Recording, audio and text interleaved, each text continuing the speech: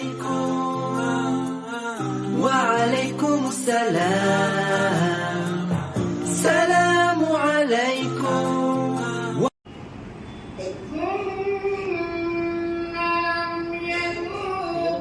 Stand نکالتا ہوں selfie لیے ایسے ہی لیے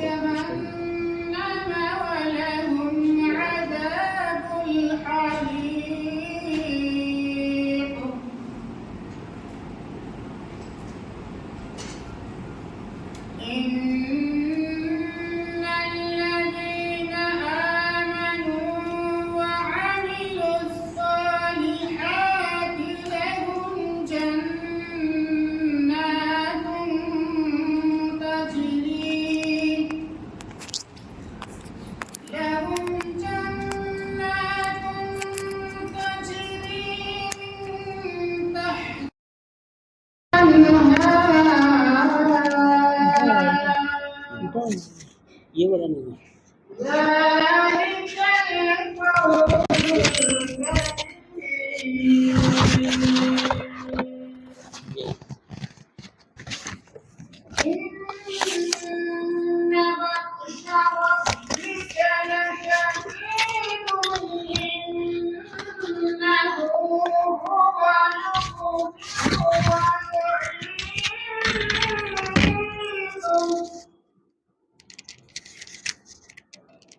وهو الغفور الودود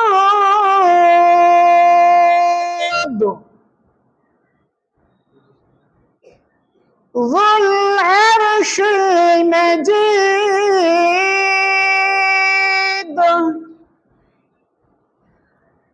فعال لما يريد.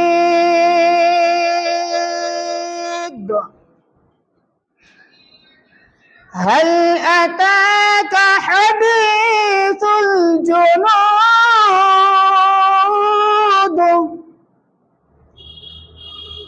فرعون وثمود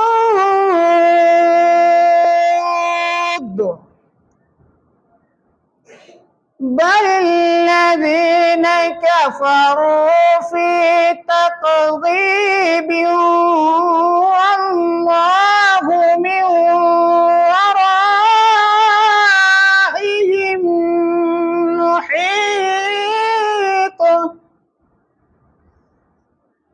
بل هو قرآن مجيد. السلام علیکم ورحمۃ اللہ وبرکاتہ. الحمدللہ والصلاة والسلام على رسول اللہ اما بعد. اعوذ باللہ من الشیطان الرجیم بسم اللہ الرحمن الرحیم. وَلِلَّهِ عَلَى النَّاسِ حِجُّ الْبَيْتِ مَنِ اسْتَطَاعَ إِلَيْهِ سَبِيلًا.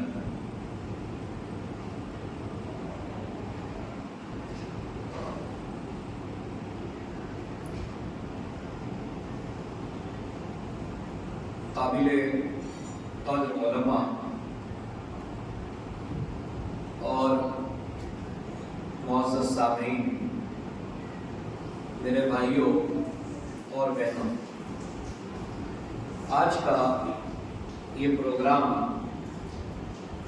حج تربیتی پروگرام ہے. انشاءاللہ اس پروگرام میں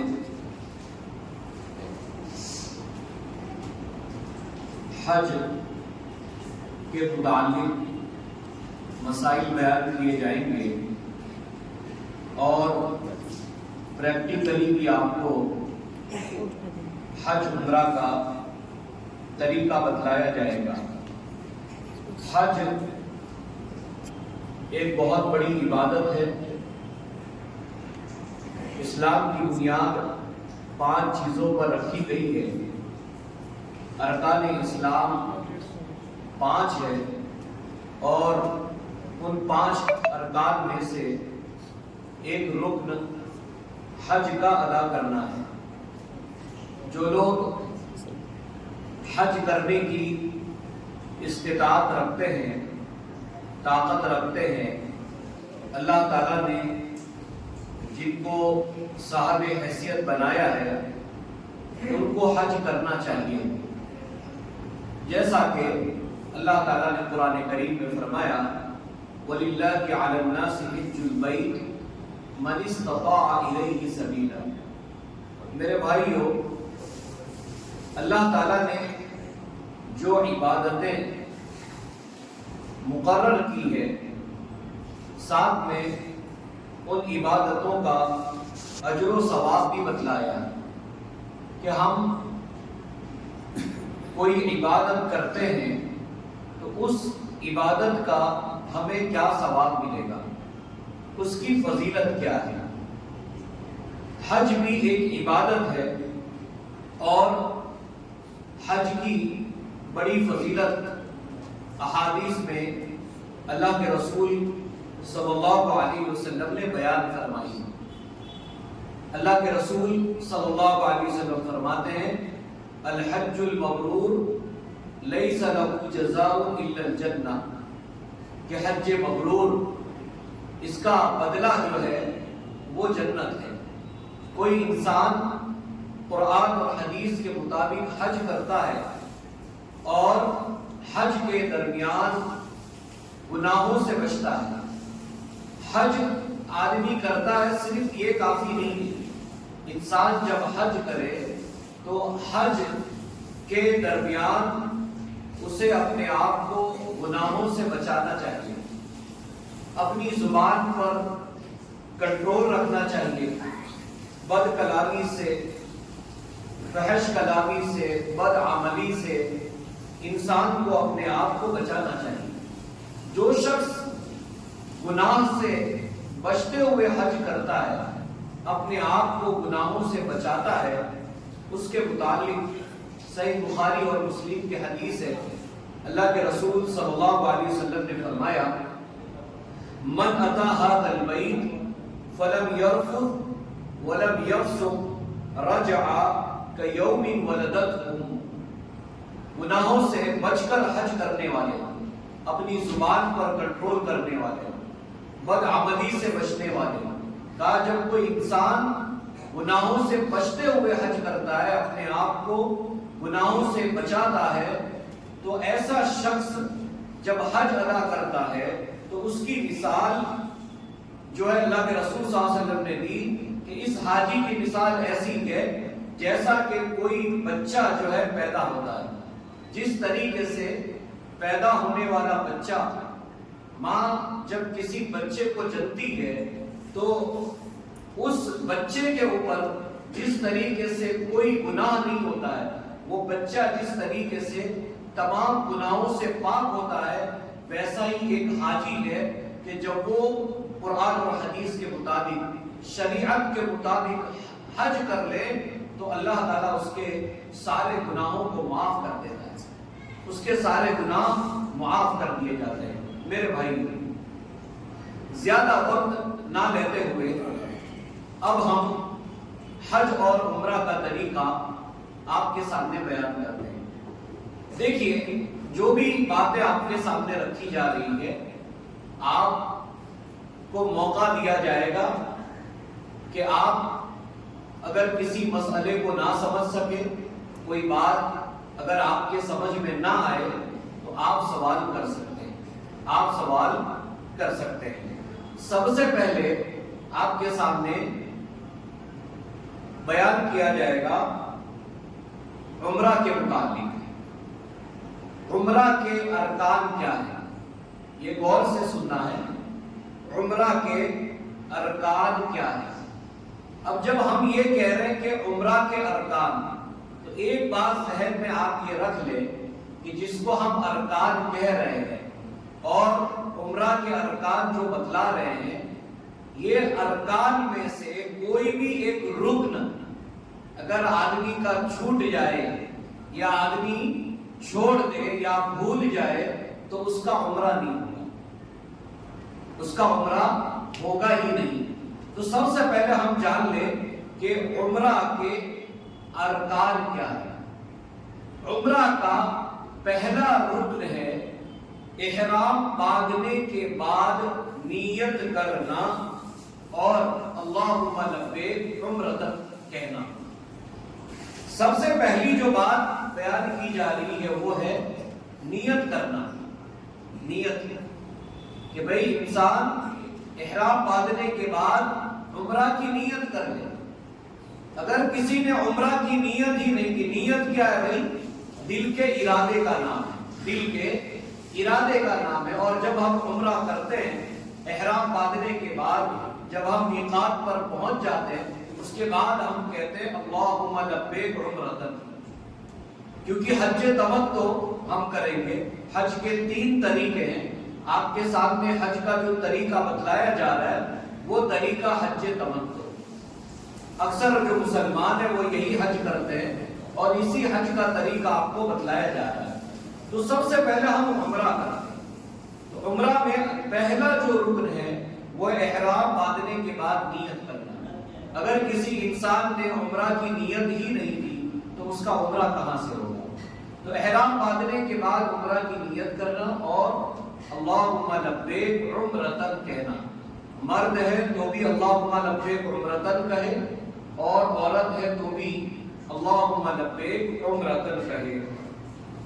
نمبر 2، بیت اللہ کا طواف کرنا، کعبہ کا طواف کرنا، یہ بھی رکن ہے۔ یعنی کہ کوئی انسان عمرہ کے لیے جا رہا ہو اور اگر کعبہ کا طواف ہی نہ کرے، 7 چکر لگانے طواف کرنا ہے، اگر آپ بیت اللہ کا طواف ہی نہ کرے تو پھر آپ کا عمرہ ہی نہیں ہوگا، تو طواف کرنا۔ نمبر 3، صفا اور مروہ کی سعی کرنا۔ طواف کر لے، طواف کرنے کے بعد صفا اور مروہ کی سعی کرنا۔ صفا اور مروہ پر ہم جو چکر لگاتے ہیں اس کو سعی کرنا کہتے ہیں۔ تو عمرہ میں 3 چیزیں رکن ہیں، 3 عمل عمرہ میں رکن ہیں۔ پہلا احرام باندھنے کے بعد نیت کرنا اللہم لبیک عمرۃ، نمبر 2 طواف کرنا، نمبر 3 صفا مروہ کی سعی کرنا۔ یہ ہو گئے عمرہ کے ارکان۔ اب آپ آگے سنیے حج کے ارکان۔ حج کے ارکان، جب میں آپ سے یہ کہہ رہا ہوں کہ حج کے ارکان، تو حج کے ارکان جب ہم نے کہا ہے تو یہ بات پھر اپنے ذہن میں رکھ لیجئے کہ جس کو ارکان کہا جا رہا ہے یا جس عمل کو رکن کہتے ہیں، اگر وہ ہم نے چھوڑ دیا تو ہمارا حج ہوگا ہی نہیں، حج ہمارا ہوگا ہی نہیں۔ اب حج کے ارکان کیا ہے؟ حج کے ارکان ہیں میقات سے نیت کرنا، میقات سے نیت کرنا۔ میقات پر انسان پہنچا ہے اور اس کو چاہیے کہ حج کی نیت کرے۔ کیا کہنا ہے؟ اللہم لبیک حجن، اللہم لبیک حجن۔ اچھا، اب یہاں مسئلہ ایک آپ سمجھئے ذرا کہ ہم پہلے جا کر عمرہ کر لیتے ہیں، عمرہ کر کے ہم فارغ ہو گئے اور جب ہمارا عمرہ ختم ہو گیا پھر ہم کو انتظار کرنا ہوتا ہے 8 ذی الحج کا، یعنی حج کے مہینے کی 8ویں تاریخ، حج کے مہینے کی 8ویں تاریخ۔ یہ جو حج کے مہینے کی 8ویں تاریخ ہے یہ حاجیوں کا، حج کرنے والوں کا پہلا دن مانا جاتا ہے۔ پہلا دن حج کی 8ویں تاریخ، حج مہینے کی ذی الحج جو مہینہ ہے اس کی 8ویں تاریخ، یہ جو 8ویں تاریخ ہے یہ حاجیوں کا پہلا دن ہوگا۔ تو 8 ذی الحج کو کیا کرنا ہے؟ ایک کہ وہ لوگ جو میقات سے آ رہے ہیں وہ میقات سے جو ہے نیت کر لے، اور جو آئے جنہوں نے عمرہ کر لیا اب ان کو 8 ذی الحج کو، 8 ذی الحج کو ان کو حج کی نیت کرنا ہے، حج کی نیت کرنا ہے۔ 8 ذی الحج کو جب آپ مکہ میں اپنی جگہ پر رہیں گے، جس جگہ ہوٹل میں یا جہاں کہیں آپ ٹھہرتے ہیں، آپ وہیں سے اللہم لبیک حجن، اللہم لبیک حجن بول کر آپ نیت کر لیں گے۔ احرام پہننا ہے، احرام پہننے کے بعد آپ حج کی نیت کریں گے، اللہم لبیک حجن کہیں گے 8ویں تاریخ میں، مکہ میں ہے تو مکہ میں۔ اچھا ایک بات دیکھو، میں آپ کو یہی بتا رہا ہوں اور بہت اچھے سے آپ کو سمجھنا ہے۔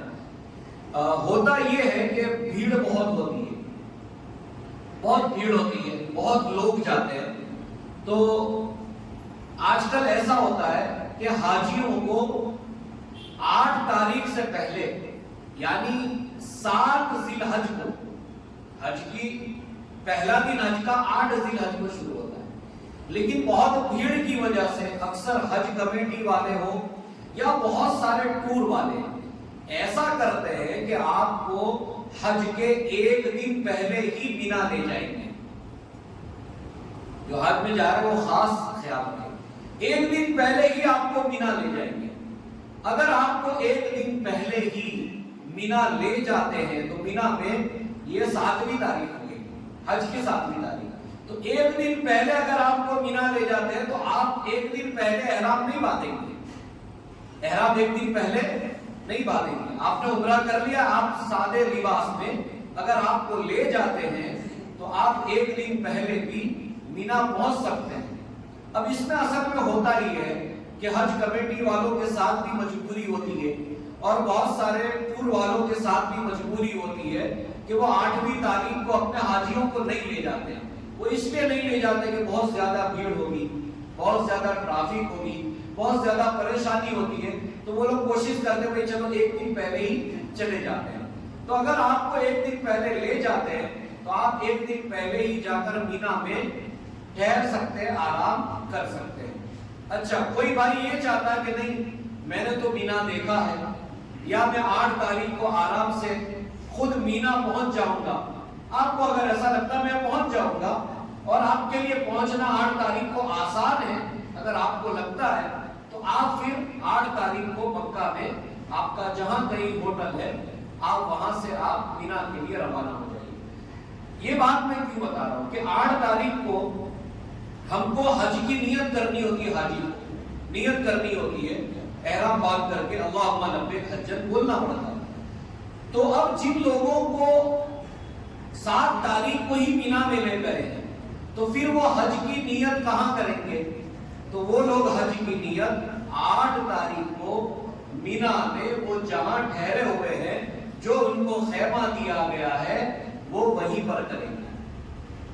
بات سمجھ میں آ رہی ہے یاسین بھائی؟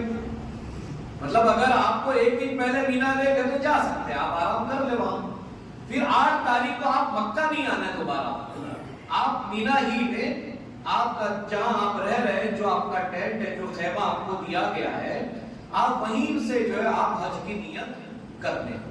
تو حج کی یہ نیت کرنا یہ حج کے ارکان میں سے ہے۔ احرام کی وہی باندھنا کہ احرام یہاں سے باندھنا؟ نہیں، یہ ابھی ہم حج کے ارکان بتلا رہے ہیں۔ حج کا جو احرام ہے، اگر آپ مینا پہنچ گئے ہیں تو آپ مینا ہی میں احرام باندھیں گے، اور اگر آپ مکہ ہوٹل سے نکل رہے ہیں 8 تاریخ کو تو پھر آپ اپنی ہوٹل سے احرام باندھ کر نیت کر کے نکلیں 8 تاریخ کو۔ اب جو لوگ 7 تاریخ کو پہنچ گئے تو وہ 7 تاریخ کو احرام پہن کے نہیں جانا، 7 تاریخ کو آپ سادے لباس میں جائیں گے، پھر 8 تاریخ کو صبح فجر ہو گئی، سورج طلوع ہو گیا، اس کے بعد آپ آرام سے آپ اپنا احرام پہن کر کے پھر آپ نیت کر لیں۔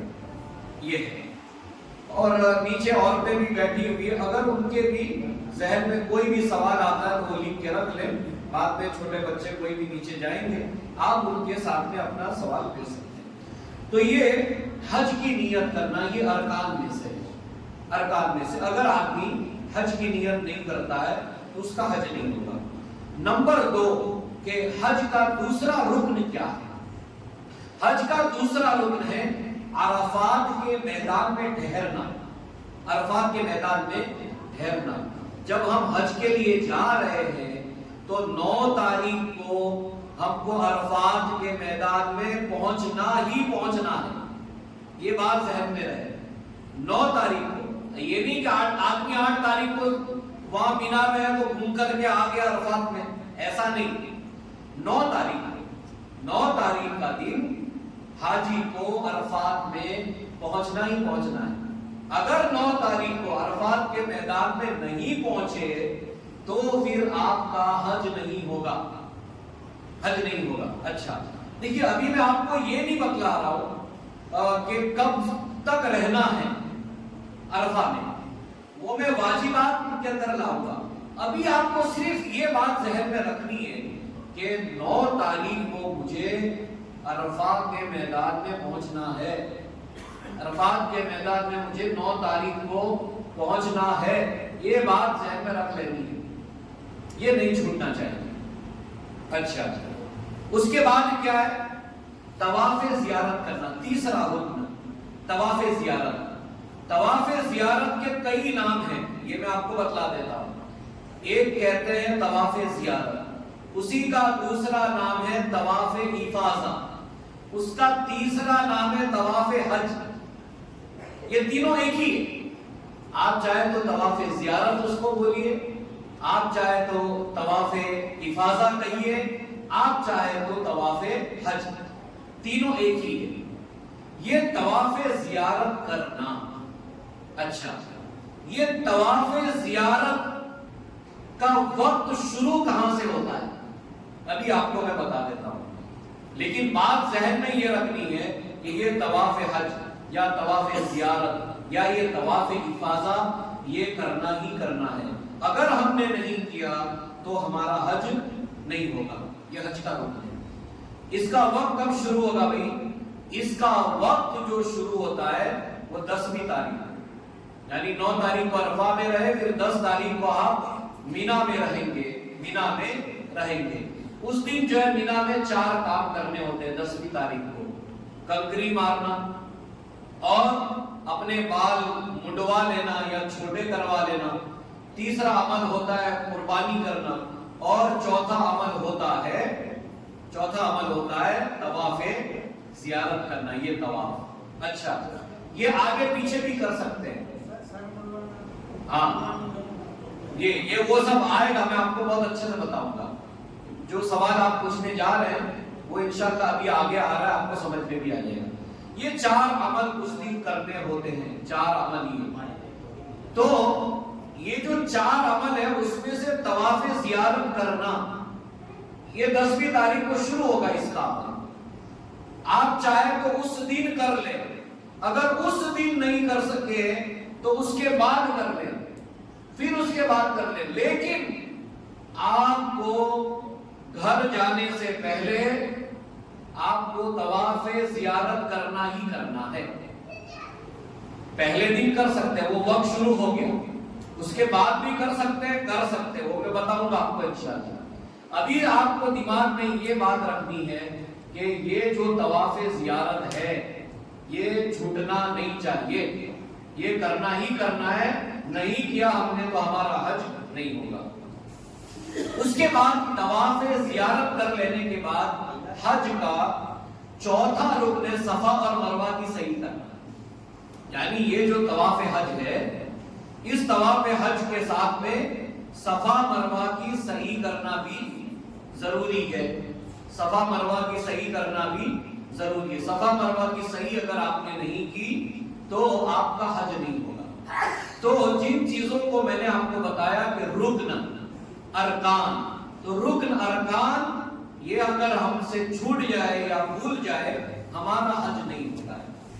اچھا اب ہم دوسرے اس پر آ رہے ہیں، اس کو بھی اچھے سے ذرا سمجھنا ہے۔ اب ہم آپ کو بتلانے جا رہے ہیں واجبات، رکن اور واجبات میں فرق ہے۔ کیا فرق ہے وہ واجبات جب میں آپ کو بتا دوں گا اس کے بعد آپ کو سمجھ میں آ جائے گا کہ فرق کیا ہے۔ عمرہ کے واجبات، سب سے پہلے عمرہ کے واجبات، عمرہ میں سب سے پہلی چیز جو واجب ہے وہ ہے میقات سے احرام باندھنا، نیت کرنا میقات سے، یہ رکن ہے۔ سمجھنا، احرام باندھنا اور نیت کرنے میں فرق سمجھنا۔ نیت کرنا عمرہ کی یا حج کی یہ جو ہے یہ رکن ہے، اور احرام باندھنا میقات سے جیسے اب ہم یہاں سے اگر سیدھا جدہ جائیں گے، پھر جدہ سے مکہ جائیں گے، تو ہماری میقات آئے گی یلملم۔ یلملم ہم جو ہندوستان والے ہیں، ہمیں جس راستے سے لے جاتے ہیں تو ہماری جو راستے میں میقات آتی ہے اس میقات کو یلملم کہتے ہیں۔ تو یہ جو یلملم میقات ہے، یہ یلملم میقات پر جب ہم پہنچے تو ہمیں احرام ہمارا بندھا ہوا ہونا چاہیے۔ ایسا نہیں کہ میقات سے آگے نکل گئے اور آپ نے احرام نہیں پہنا ہے۔ میقات سے آگے نکل گئے اور احرام نہیں پہنا ہے، ایسا نہیں چلے گا۔ میقات سے احرام باندھنا پڑے گا۔ اگر کسی نے میقات سے احرام نہیں باندھا ہے، آگے چلا گیا ہے، احرام باندھا ہی نہیں اس نے، آگے چل کر باندھتا ہے، تو اس کا مطلب یہ کہ اس نے ایک واجب چھوڑ دیا۔ کیا چھوڑ دیا؟ واجب چھوڑ دیا۔ اب تھوڑا سا سمجھنا، اس کو ہم نے کہا واجب، میقات پر آپ پہنچ گئے، احرام باندھنا ہے، احرام باندھنا ہے۔ میقات سے آگے نکل گئے، احرام پہنا ہی نہیں ہے، آگے چل کر اس نے اب احرام پہنا ہے۔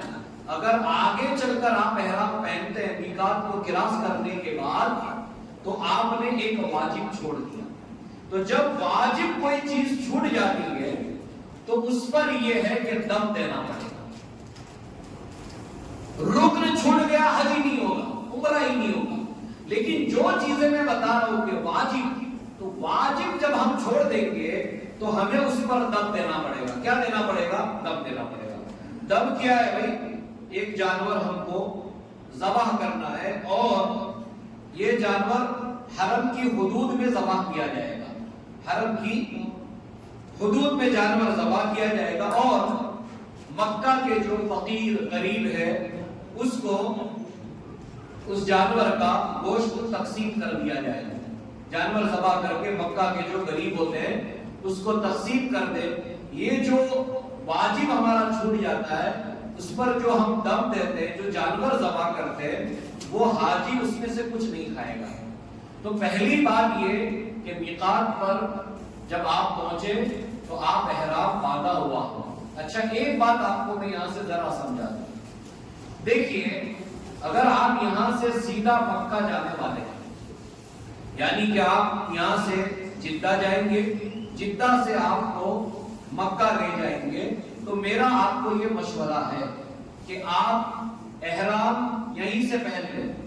یہیں سے احمد آباد سے فلائٹ ہے تو احمد آباد ایئرپورٹ سے ہی آپ احرام پہن کر کے آپ بیٹھ جائیں فلائٹ کے اندر۔ ممبئی سے فلائٹ ہے تو فلائٹ سے میں بیٹھنے سے پہلے ہی آپ احرام پہن لیں، احرام پہن لیں۔ کیونکہ اگر آپ یہ سوچتے ہیں کہ میں فلائٹ میں بیٹھ جاؤں گا، پھر فلائٹ میں راستے میں میقات آئے گی اور تب میں جا کر احرام بدلوں گا، تو میرا آپ سے یہ کہنا ہے آپ کو فلائٹ میں احرام بدلنے کا وقت ملے گا ہی نہیں، وقت نہیں ملے گا۔ وہ پلین ہے، ایسا نہیں کہ وہ میقات پر پہنچ کر کے رک جائے گا وہاں آپ کے لیے، رکنے والا نہیں ہو۔ سعودی ایئر لائنز کا تو مجھے پتا ہے کہ سعودی ایئر لائنز میں وہ لوگ اعلان کرتے ہیں کہ بھئی اب آپ کی میقات آ رہی ہے، یہ مطلب آپ کی میقات آ رہی ہے۔ دوسری فلائٹ اعلان کرتی ہے یا نہیں کرتی اس کا مجھے علم نہیں ہے کہ وہ کرے گی یا نہیں کرے گی۔ تو احرام ہمیں پہلے سے ہی پہن لینا ہے تاکہ جب میقات آئے تو وہاں میقات پر پہنچ کر ہم نیت کر لیں، کیونکہ بعد میں موقع نہیں ملے گا۔ اگر آپ کی طرح آپ نے احرام نہیں پہنا، اگر ویسے ہی 50-100 آدمی اور ہے تو بھئی کہاں جائے گا آدمی؟ تو احرام پہن لے، یہ میرا آپ کو مشورہ ہے، پہن کر کے ہی آپ فلائٹ میں بیٹھیں، ٹھیک ہے؟ تو میقات سے احرام باندھنا یہ عمرہ میں واجب ہے۔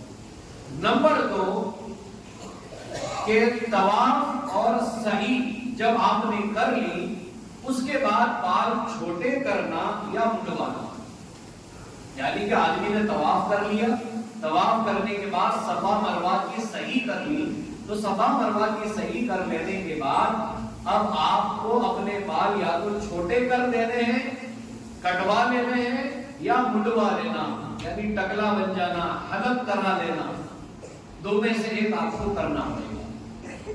اور جو عورتیں ہیں عورتوں کو ایک پور کے برابر یا انگلیوں کی ہماری جو ایک پور ہوتی ہے اتنے حصے میں بالوں کو اپنے لپیٹ لیں. بال جو پیچھے سے ہے تو ایک پور کے برابر جو ہے بال لپیٹ لیں. جیسے میں ابھی آپ کو یہ بتا رہا ہوں, یہ ہم نے یہ لپیٹ کیا, یہ اتنا جو حصہ ہو گیا یہ پور ہے, ایک پور اتنا, یہ 3 پور ہے اس میں, 1 2 3, یہ ایک پور کے برابر بال لپیٹ کر کے عورت جو ہے وہ بال کاٹ لے, اور مرد پورے سر کے بال کٹوائے اور پورے سر کے بال حلق کرے.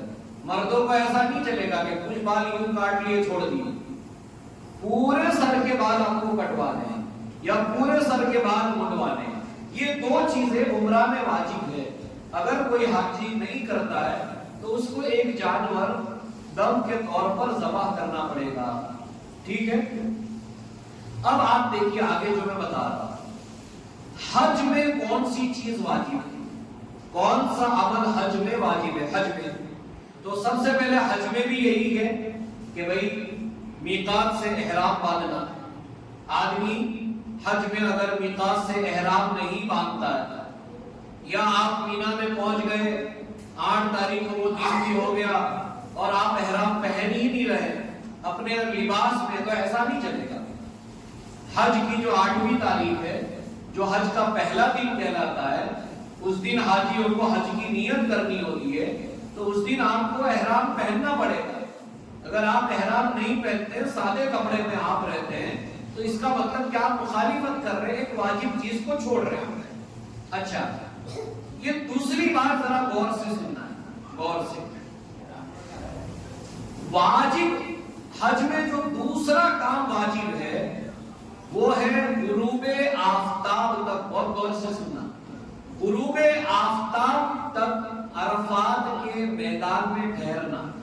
اب یہ سمجھ لو پہلے میں غروب آفتاب, میں چاہتا ہوں بالکل آسان لفظ ہو کیونکہ لوگ سمجھ سکیں.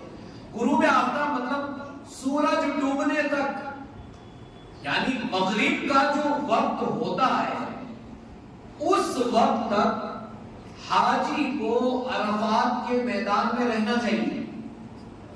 سورج غروب ہونے تک, مغرب تک. اگر آپ پہنچ گئے عرفات کے میدان میں لیکن مغرب سے پہلے, سورج غروب ہونے سے پہلے ہی اگر آپ نے عرفات چھوڑ دیا, عرفات کے میدان سے نکل گئے, تو پھر آپ نے ایک واجب چھوڑ دیا, آپ کو دم دینا پڑے گا. بات سمجھ میں آ رہی ہے؟ دیکھیے 2 چیز الگ الگ ہے.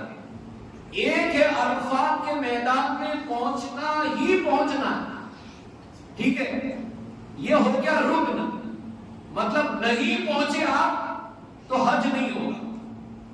دوسرا ہے کہ عرفات کے میدان میں پہنچے تو ہے آپ, پہنچ گئے آپ, لیکن آپ مغرب سے پہلے ہی, سورج غروب ہونے سے پہلے ہی آپ نے عرفات چھوڑ دیا, تو آپ پہنچ گئے.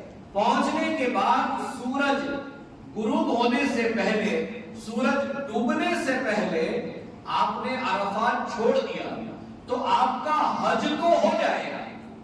بات سمجھ رہے نا, حج تو ہو جائے گا لیکن آپ کو دم دینا پڑے گا, پینلٹی آئے گی, ایک جانور ذبح کرنا پڑے گا. فرق سمجھ میں آ گیا آپ کو؟ تو ہمیں یہ کوشش کرنا ہے, اس پر عمل کرنا ہے کہ سورج غروب ہونے تک ہم وہیں پر رہیں گے اور چھوڑیں گے نہیں. اچھا, اس میں ایک بات اور میں بتلا دوں, یہ بھی آپ تھوڑا سا سمجھ لیں کہ اگر کوئی آدمی بھئی مغرب تک عرفات کے میدان میں پہنچ ہی نہیں پائے,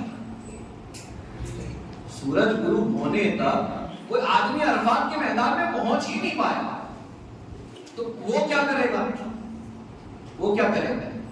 تو یہ مسئلہ بھی آپ ذہن میں رکھ لیں. دیکھیے, کوئی چیز ہمیں جان بوجھ کر نہیں کرنی چاہیے. ہم ایسا نہ کریں کہ ہم جان بوجھ کر عرفات کے میدان میں نہیں پہنچے, ایسا نہیں کرنا ہے.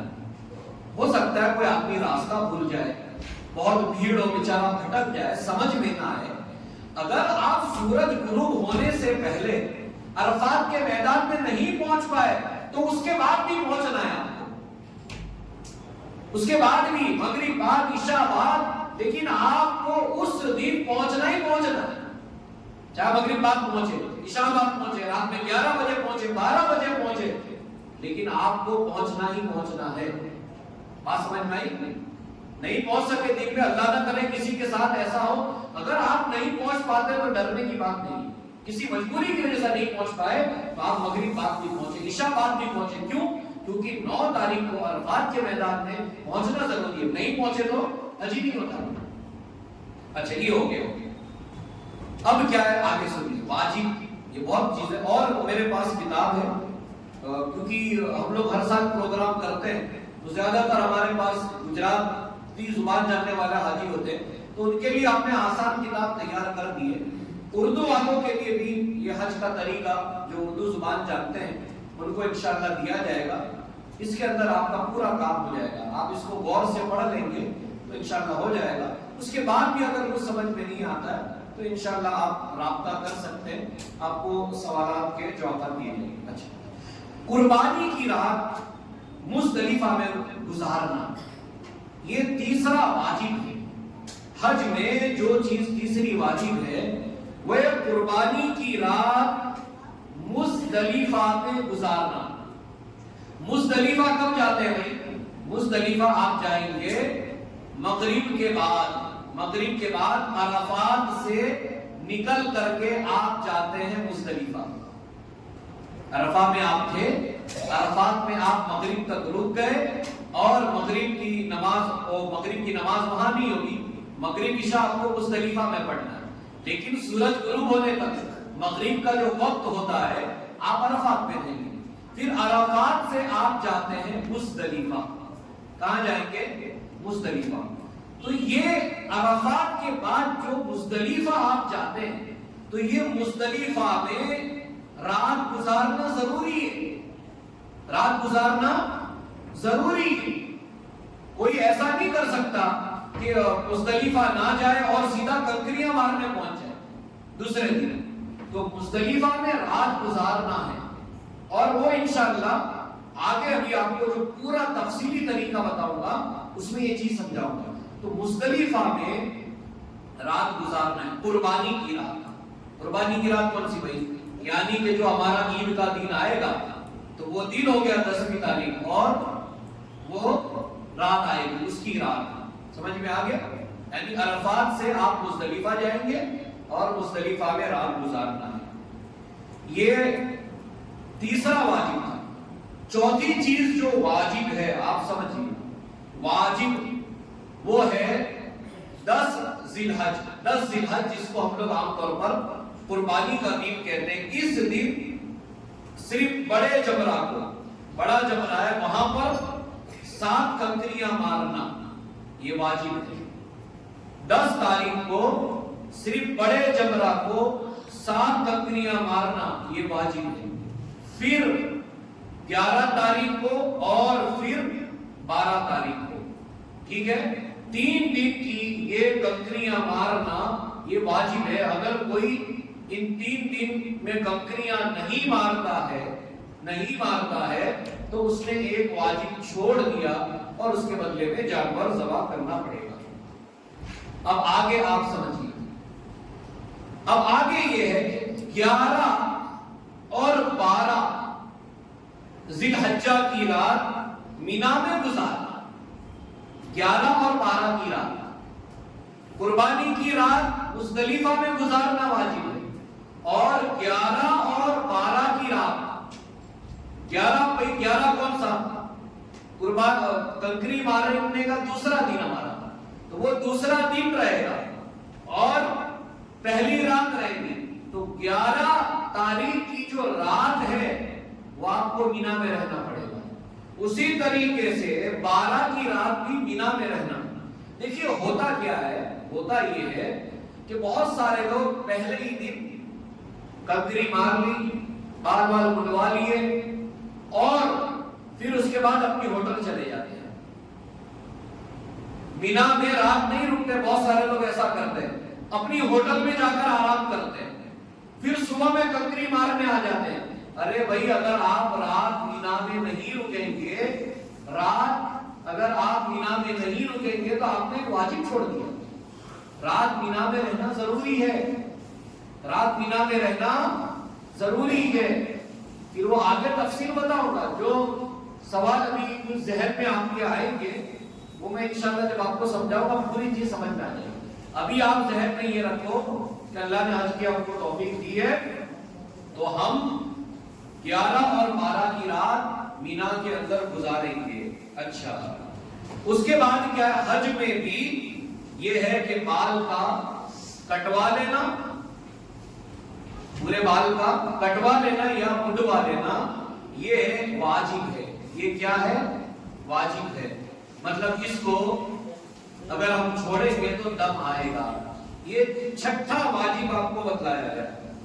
اب حج میں جو 7ویں چیز, 7واں عمل جو واجب ہے وہ ہے طواف وداع کرنا. اب یہ بات آپ سمجھنا, طواف وداع کرنا یہ سب سے آخر میں یہ طواف ہوتا ہے. جب آپ مکہ چھوڑ کر اپنے گھر کے لیے جانے والے ہو, یا سمجھیے کہ مکہ آپ چھوڑیں گے پھر مکہ آنے والے نہیں ہیں. اب آپ کا حج ختم ہو گیا, حج ختم کر کے اب آپ مکہ سے روانہ ہونے والے ہیں تو سب سے آخر میں طواف وداع کرنا چاہیے. اچھا, طواف وداع کے بارے میں ایک اہم بات جو میں آپ کو بتلا رہا ہوں وہ یہ سمجھ لیں کہ جو عورتیں ہیں ہماری مائیں بہنیں عورتیں جو ہے, اگر ان میں سے کسی کو حیض آ جائے, حیض والی جو عورتیں ہیں اگر ان کو حیض آ جائے تو ان کے لیے طواف وداع معاف ہے. یعنی اس پیریڈ میں کہ بھئی وہ حج کر کے فارغ ہو گئی اور اب مکہ چھوڑ کر جانا تھا, طواف وداع کرنا تھا, لیکن ہماری جو بہن ہے اس کے ساتھ یہ مسئلہ ہو گیا کہ اسے حیض آ گیا. تو جن عورتوں کو حیض آ جاتا ہے ان عورتوں کے لیے طواف وداع معاف ہے. اگر اس دن آ جائے تو, لیکن کوئی عورت ہے اسے حیض آ گیا لیکن وہ پاک ہو گئی اور ابھی مکہ میں ہی ہے تو پھر طواف وداع کر کے جائے گی.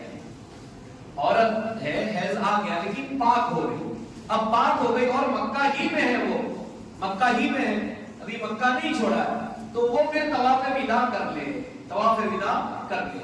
لیکن جانا تھا اور ایسا مسئلہ ہو گیا تو ایسی عورت طواف وداع چھوڑ سکتی. ٹھیک ہے, ابھی ہم نے آپ کو بتایا عمرہ میں عمرہ کے ارکان اور عمرہ کے واجبات, حج کے ارکان اور حج کے واجبات, یہ چیزیں آپ کو بتلا دی. اب آگے آپ کو ہم جو بتلا رہے ہیں آپ اس کو غور سے آپ سن لیں, غور سے آپ کو سن لینا ہے. سب سے پہلے یہ کہ بھئی احرام جو ہم کو باندھنا ہے تو احرام باندھنے سے پہلے ہمیں کیا کرنا ہے, احرام باندھنے سے پہلے ہم کو کیا کرنا ہے. اب ہم عمرہ شروع کریں گے, حج شروع کریں گے تو احرام باندھنے سے پہلے ہمیں کیا کرنا چاہیے. تو احرام کا مسئلہ مردوں کے لیے بھی اور عورتوں کے لیے بھی. سب سے پہلے حاجی جو مرد ہے وہ سن لے کہ احرام باندھنے سے پہلے میقات پر یا میقات سے پہلے کوئی اگر غسل کرنا چاہتا ہے تو غسل کر لے, غسل کر لے, مرد ہو یا عورت. احرام باندھنے سے پہلے جو ہے وہ غسل کر سکتے ہیں. اچھا, یہ غسل کرنا کوئی ضروری ایسا نہیں, آدمی اگر غسل کرنا چاہتا ہے تو غسل کر لے, غسل کرنا چاہتا ہے کر لے. احرام باندھنے سے پہلے ہی مرد جو ہے مرد اپنے بدن پر خوشبو لگانا چاہے تو لگا سکتا ہے, احرام کی چادروں پر نہیں, احرام پر نہیں. لیکن احرام باندھنے سے پہلے اگر کوئی حاجی یہ چاہتا ہے کہ اپنے بدن پر میں خوشبو لگا لوں تو مرد خوشبو لگا سکتا ہے اپنے بدن پر احرام باندھنے سے پہلے. عورتیں اپنی زندگی میں کبھی بھی خوشبو کا استعمال نہیں کریں گی, عورت کے لیے خوشبو کا استعمال نہیں ہے. لیکن مرد احرام باندھنے سے پہلے اپنے بدن پر، احرام کی چادروں پر نہیں، احرام کی چادروں پر نہیں، اپنے کپڑے پر نہیں، احرام کے جو کپڑے لباس اس پر نہیں، اپنے بدن پر مرد خوشبو لگا سکتے ہیں۔ اسی طریقے سے بال کٹوانا، ناخن وغیرہ کٹوانا، تو بھئی اگر کوئی حد میں جا رہا ہے، وہ سنتا ہے بھئی موچھ بہت بڑی ہو گئی ہے تو چلو موچھ اپنی چھوٹی کر لو، ناخن بہت بڑے ہو گئے تو اب ناخن تو چاہے مرد کے ہو چاہے عورت کے ہو تو بھئی ناخن وغیرہ بھی آپ کٹوا لیں، لیکن یہ سارے عمل کب ہوں گے؟ یہ عمل ہوں گے احرام پہننے سے پہلے، احرام پہننے سے پہلے۔ اچھا، اب یہ کہ مرد کے لیے احرام جو ہے وہ کیا ہے، یعنی احرام کا لباس مرد کے لیے کیا ہوگا اور عورتوں کے لیے کیا ہوگا؟ تو مرد کا احرام کا جو لباس ہے وہ یہ ہے کہ دو اس کو چادریں لینی پڑے گی، دو چادریں سلی ہوئی نہ ہونا۔ آج کل بہت سارے لوگ سلے ہوئے احرام بھی پہن کر کے جاتے ہیں، سلا ہوا احرام نہیں چلے گا۔ دو احرام کی چادریں مرد لے لیں اور اس کے علاوہ کچھ نہیں پہنے، یعنی مرد ٹوپی نہیں پہنے گا، مرد جو ہے وہ موزے نہیں پہنے گا، نہ پیروں میں نہ ہاتھوں میں کچھ نہیں، مرد جو ہے صرف اور صرف دو احرام کی چادر لے لے گا۔ پھر احرام باندھ لینے کے بعد احرام کو ٹائٹ کرنے کے لیے کھل نہ جائے، اگر آپ بیلٹ وغیرہ لگا سکتے ہیں، بیلٹ لباس نہیں ہے، لباس بنا ہے، بیلٹ کوئی لباس نہیں ہے، کوئی بیلٹ وغیرہ اگر آپ کو لگانا ہے ٹائٹ کرنے کے لیے لگا سکتے ہیں۔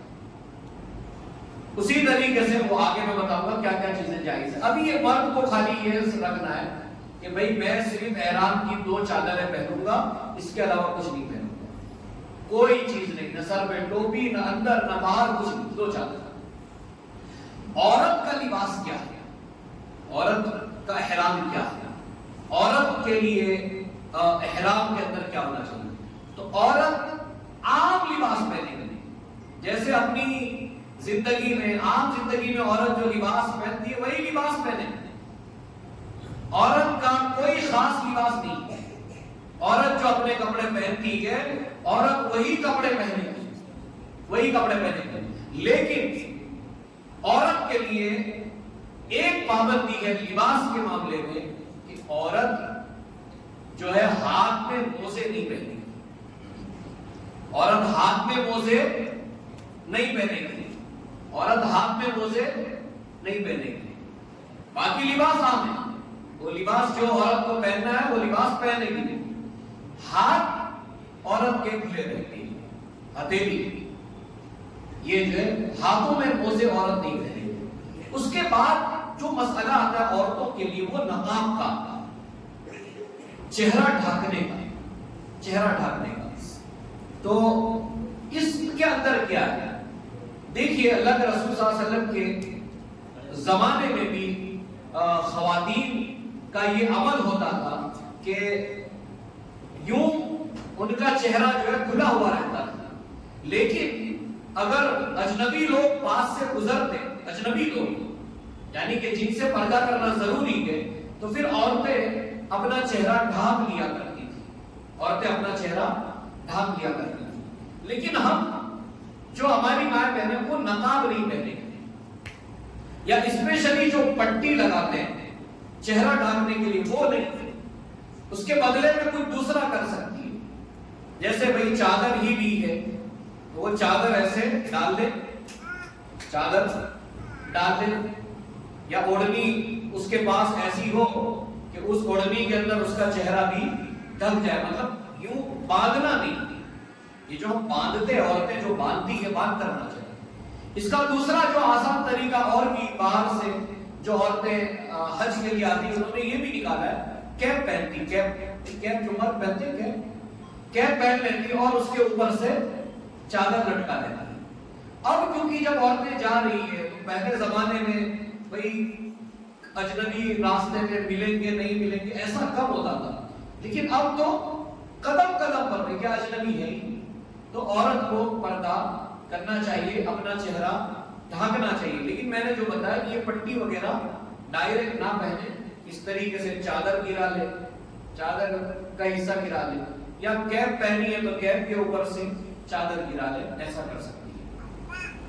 تو یہ لباس کا معاملہ آیا کہ دیکھیے ایسے مرد اور عورت کا لباس رہے گا. لباس میں آگے میں پابندیوں کا بھی ابھی ذکر کروں گا، پھر انشاءاللہ احرام پہن کر کے بھی آپ کو بتایا جائے گا. دیکھیے بتا دیا بھائی احرام پہن لیا میقات پر، اب آپ کے لیے نیت میں جو چیز آتی ہے لبیک پکارنا. تو عمرہ کے لیے اللہم لبیک عمرتن، اور حج کے لیے اللہم لبیک حجن. ایک مسئلہ آپ ذرا جانتے ہیں، وہ مسئلہ یہ ہے کہ حج عمرہ کے لیے جانے والے کو مکہ پہنچنے میں کسی قسم کی رکاوٹ کا کوئی خدشہ ہو. آدمی حج کے لیے جا رہا ہے، عورت حج کے لیے جا رہی ہے، لیکن اس سے کوئی خدشہ ہے کہ شاید میں پہنچ پاؤں نہ پہنچ پاؤں، طبیعت کیسی رہے گی نہیں رہے گی. اگر کسی کو یہ خدشہ ہو مکہ مکرمہ تک پہنچنے میں، حج عمرہ کے لیے تو نکلے لیکن کیا ہو، کسی کو خدشہ ہو کہ کوئی رکاوٹ ہو سکتی ہے، تو ایسے لوگوں کو نیت کرتے وقت، یعنی جب آپ لبیک عمرتن جو نیت کرتے ہیں عمرہ کی یا حج کی جو آپ نیت کرتے ہیں، تو اس وقت نیت میں یہ الفاظ ساتھ میں کہہ سکتی ہے اللہم محلی حیث حبستنی، اللہم محلی حیث حبستنی.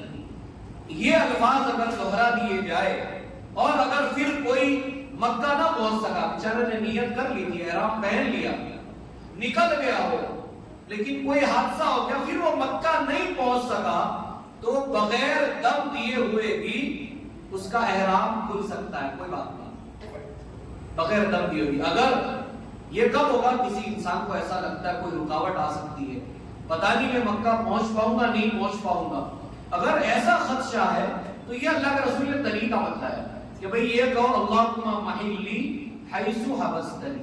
تو اگر کسی کے ساتھ ایسا ہو جائے کیونکہ آپ نے یہ الفاظ پڑھے ہوئے تھے، تو اب آپ کے لیے آسانی یہ ہو گئی کہ اگر کوئی اللہ نہ کرے کوئی مسئلہ آ گیا تو آپ کا احرام کھل جائے گا، لیکن آپ پر کوئی بھی دم نہیں ہوگا. اچھا، اب جو باتیں بتا رہا ہوں ذرا اس پر غور کرنے کی ضرورت ہے. اب ہم آپ کو جو بتلانے جا رہے ہیں وہ یہ ہے کہ احرام کی حالت میں کیا کیا منع ہے، کیا کیا ہم احرام پہننے کے بعد نہیں کر سکتے ہیں، اور اگر ہم نے وہ چیز جو احرام میں منع کر دی گئی پھر بھی اگر ہم کر لیتے تو اس کا کفارہ کیا ہو گیا، کفارہ کیا ہو گیا.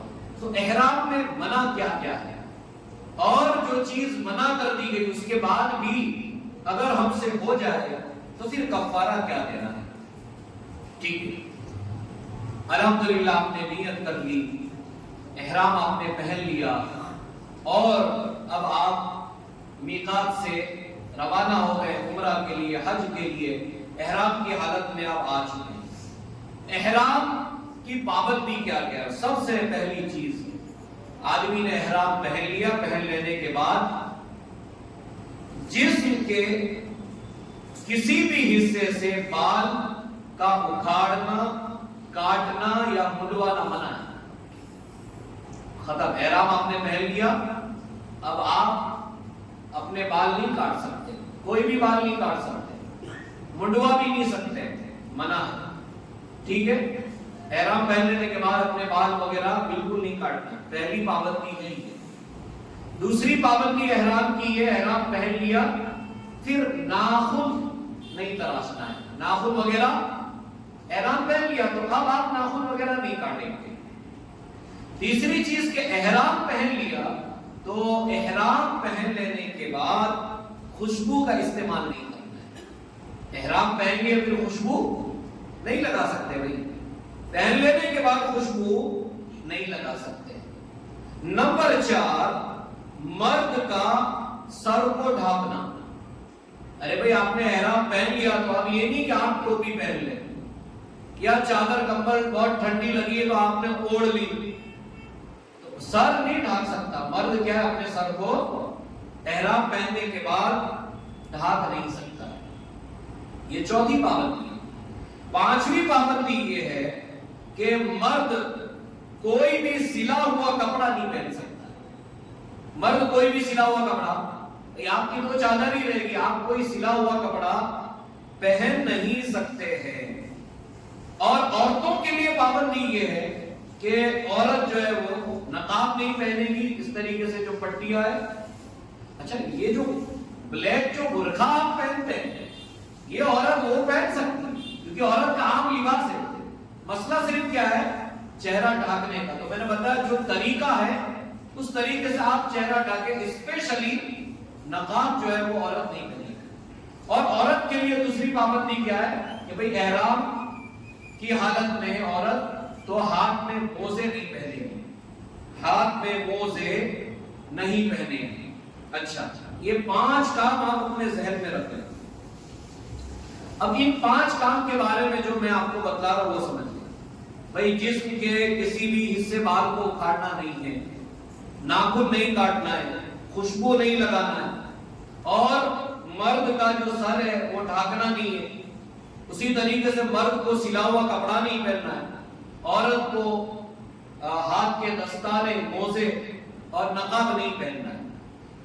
لیکن پھر بھی یہ جو چیزیں منع کی گئی ہے ان میں سے کوئی کام غلطی سے یا بھول کر ہو جائے، ان میں سے کوئی کام غلطی سے یا بھول کر ہو جائے تو اس پر کوئی کفارہ نہیں ہے، کوئی کفارہ نہیں ہے۔ اب میں جیسے آپ کو بتلاتا ہوں، بھئی آدمی ہے ماشاءاللہ بڑی داڑھی ہے، وضو کرتا ہے تو وضو کرتے ہوئے ظاہر سی بات ہے داڑھی میں خلال کرتا ہے، داڑھی اپنی چہرے بھی دلگا، تو کوئی بال اگر بے خیالی میں گر گئے، آپ نے جان بوجھ کر نہیں گرا ہے، ہاں بھول سے اگر کوئی بال کٹ کے گر جاتا ہے کوئی بات نہیں، کوئی چیز نہیں۔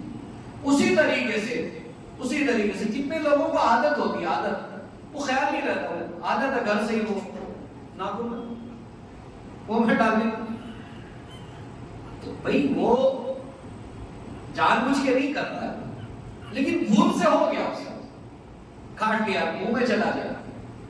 اگر آپ کو اس بات کا خیال ہے اور آپ جانتے ہوئے کر رہے ہیں تو کفارہ لگے گا، لیکن بھول سے اگر ہو گیا کوئی بات نہیں، کوئی بات نہیں۔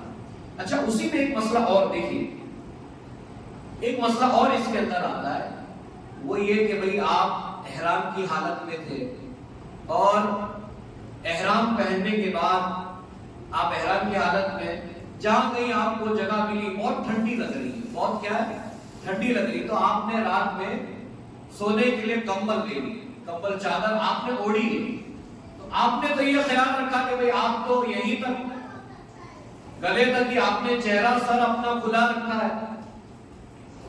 رکھا ہے اور پھر آپ سو گئے، لیکن نیند کی حالت میں آدمی چلا جائے بے خبری نیند کی حالت میں، آپ نے سوتے وقت تو بالکل خیال کیا تھا کہ بھئی میں اپنا سر نہیں ڈھانکوں گا، لیکن نیند آ گئی اور نیند میں آپ کو پتا نہیں چلا اور چادر یا کوئی ایسی چیز آپ نے سر ڈھانک لیا، تو کیا آپ کے اوپر کوئی کفارہ ہوگا؟ نہیں،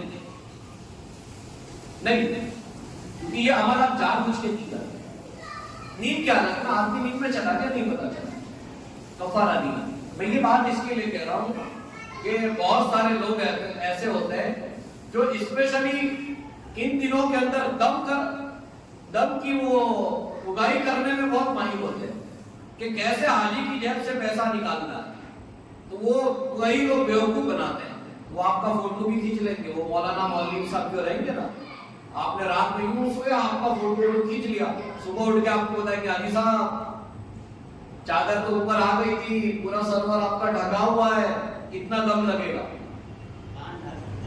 ہاں نہیں، یہ کھلا رکھنا ہے، کھلا کان بھی سمجھ میں ہے نا؟ اگر یہ نیند میں ہو گیا آدمی تو کھلا تھا لیکن اسے نہیں پتا چلا تو کوئی بات نہیں. اچھا احرام کی حالت میں نے جیسے بتایا بہت دھوپ اگر ہو آپ چھتری لے سکتے ہیں, چھاتا وغیرہ لے سکتے ہیں, یہ کوئی لباس کا حصہ نہیں, لے سکتے ہیں چھاتا وغیرہ آپ لے کر چلیے. اسی طریقے سے آپ احرام کی حالت میں بیگ وغیرہ کوئی رکھ لے کہ اس میں چپل رکھ دوں گا, کوئی ضروری چیزیں لٹکا دے, لے سکتے ہیں کوئی بات نہیں. بھئی یہ چیز سمجھ میں آ گئی آپ کو؟ تو یہ کفارہ کہتی ہے, یہ جو چیزیں آپ کو بتلائی یہ کام منع ہے. اگر غلطی سے یا بھول سے ہو جائے تو کوئی کفارہ نہیں, لیکن جان بوجھ کر اگر کوئی آدمی یہ کام کرتا ہے تو اس پر کفارہ ہے. اب یہ کفارہ کیا ہے؟ کفارہ کیا ہے؟ یہ جو چیزیں بتلائی, ایک منٹ, کفارہ کیا ہے وہ پہلے سن لیجیے.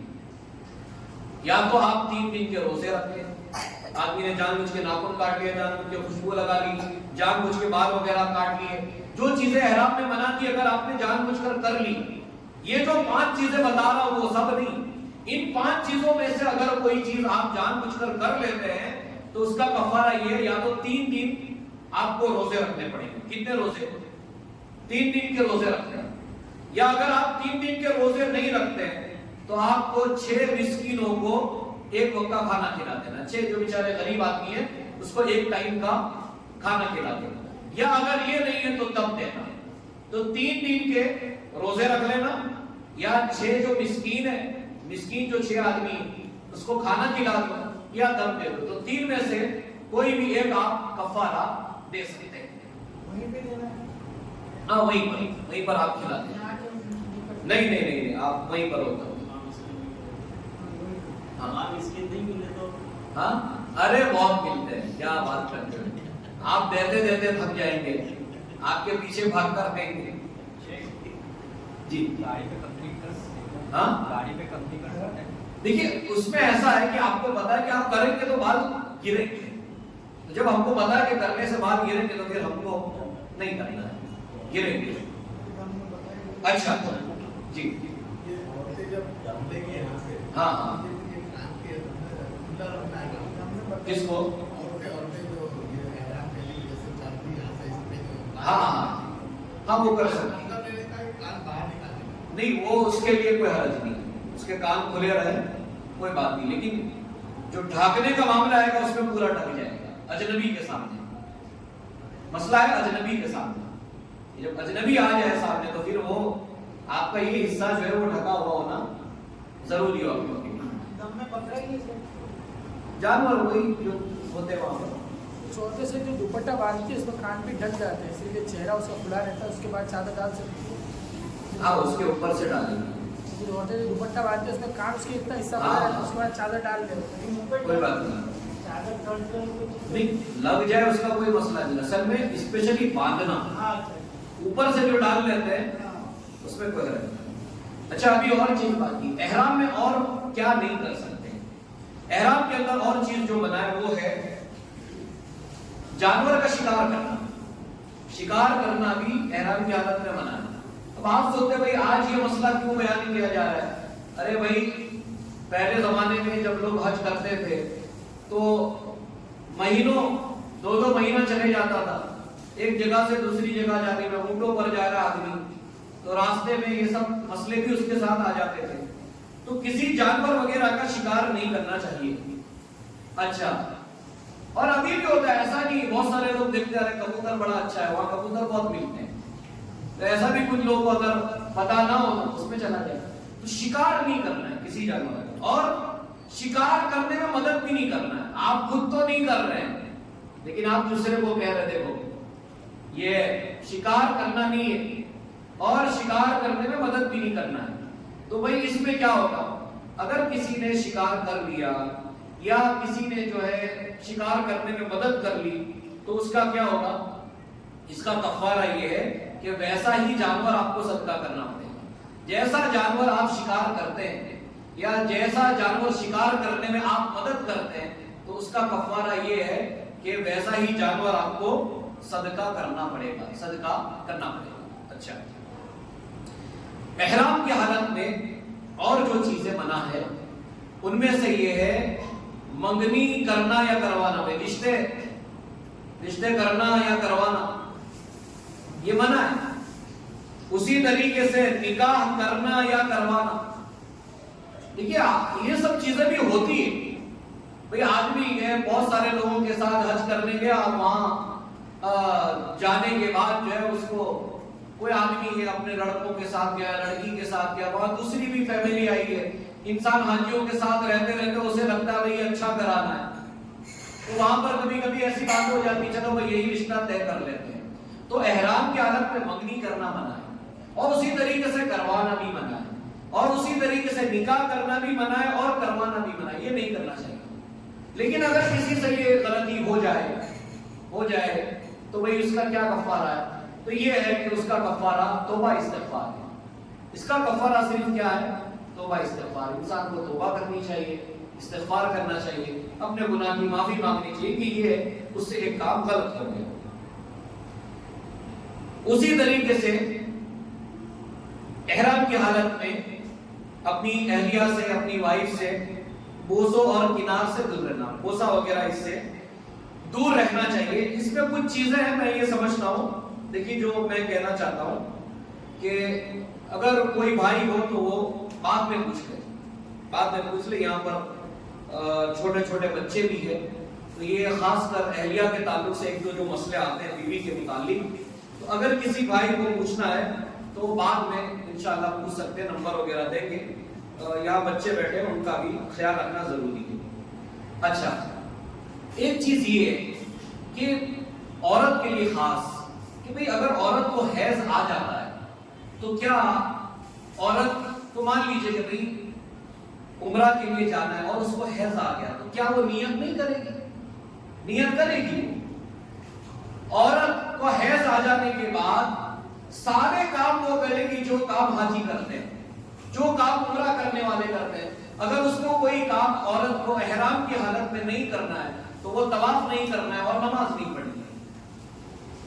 تو اگر کسی بہن کو حیض آ جاتا ہے اور اب جا رہے بھائی عمرہ کے لیے نیت کرنا ہے، حج کے لیے نیت کرنا ہے، تو ایسا نہیں کہ عورت نیت نہ کرے. بھائی نیت تمہیں کر لینا ہے، حیض آ گیا تو بھی عمرہ کی نیت کر لو، اللہم لبیک عمرہ کر.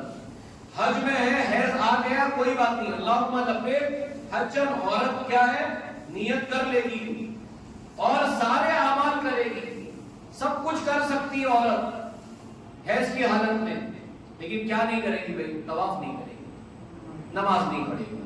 یہ عمل اس کو کب کرنا ہے؟ جب وہ پاک ہو جائے، اس کے بعد پھر وہ طواف کر سکتی ہے. تو یہ عورتوں کے لیے یہ چیز خاص ہے. اچھا، ابھی انشاءاللہ آپ کو اور بہت کچھ تفصیل سے بتایا جائے گا، اس کو تھوڑا آپ سمجھ لیں.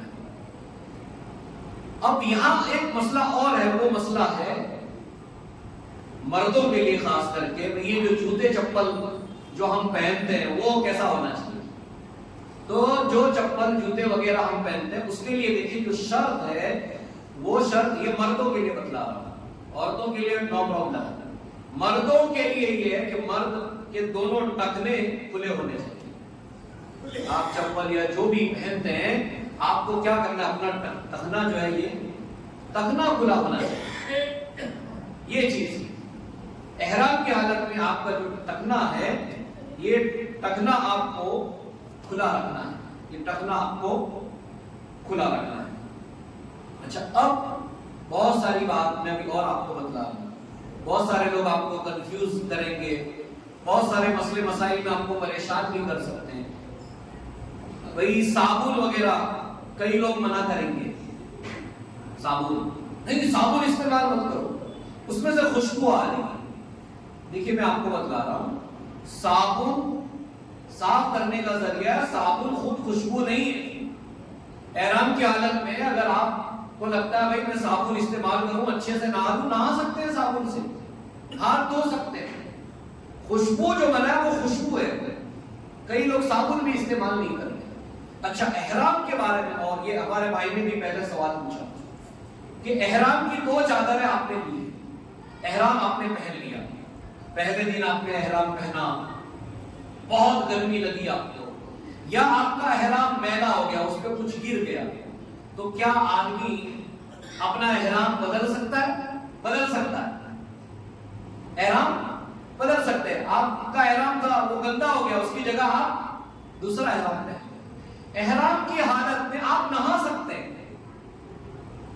مطلب آدمی کو بہت گرمی لگی اور گیا, ظہر کا وقت ہے یا دھوپ نکلی ہوئی ہے, گیا آدمی نے جا کر غسل کر لیا, تو احرام کی حالت میں مرد بھی غسل کر سکتا ہے, عورت بھی غسل کر سکتی ہے. نہانے سے اور نہاتے وقت احرام کی چادر اتار لینے سے آپ کی احرام ختم نہیں ہوتا, آپ گنہگار نہیں ہوتے. تو احرام کو بدل بھی سکتے ہیں, احرام کی چادریں بدل سکتے ہیں, ایک چادر, دو چادر, جتنی احرام کی چادر ہے یہ آپ بدل سکتے ہیں. نہا دھونے کی احرام کے اس میں بالکل اجازت ہے, بالکل اجازت ہے, آپ اس کا استعمال کر سکتے ہیں. ہاں, احرام کے بارے میں یہ جو چیزیں ابھی تک بتلائی گئی ہے, اگر کسی بھائی کو کچھ پوچھنا ہو تو وہ اس بارے میں پوچھ لیں. ہاں, اس میں مین چیز ہے تخنا, تخنا کھلا ہونا چاہیے. ہاں ہاں, یہ تخنا جو ہے یہ کھلا ہونا چاہیے دونوں طرف. تخنے جو ہے آپ کے دونوں یہ کھلے ہونے چاہیے, مطلب یہ ڈھکنے میں نہ آئے. اچھا, احرام کی حالت میں اور بھی بہت ساری باتیں, کیونکہ لوگوں میں کافی کنفیوژن رہتا ہے, بلکہ بہت سارے لوگ ایسی پابندی لگا دیتے ہیں جو نہیں لگانا چاہیے. جیسے کہتے ہیں احرام کی حالت میں سر نہیں دھو سکتے, سر نہیں دھو سکتے, مطلب کچھ لوگ منع کرتے ہیں نہیں سر میں پانی مت ڈالو. کچھ لوگ ہوتے ہیں بہت گرمی ہوتی ہے, لانا نہیں پانی ڈالنا, تو احرام کی حالت میں سر دھو سکتے ہیں. اسی طریقے سے احرام کی حالت میں نہانا تو بتا دیا آپ کو جائز ہے. سرما لگا سکتے ہیں, سرما لگا سکتے ہیں, آنکھ میں دوا ڈال سکتے ہیں, کان کی دوا ڈال سکتے ہیں, ناک کی دوا ڈال سکتے ہیں. جو بھی دوائیں وغیرہ آدمی استعمال کرتا ہے وہ احرام کی حالت میں استعمال کر سکتا ہے. ایسا نہیں کہ منع ہے, کئی لوگ منع کرتے ہیں بھئی احرام کی حالت میں ہو تو سرما مت لگانا, احرام کی حالت میں ہو تو کان. ارے بہت ساری پابندی ایسی ہے جس کا احرام سے تعلق نہیں ہے, یہ سب چیزیں آپ کر سکتے ہیں.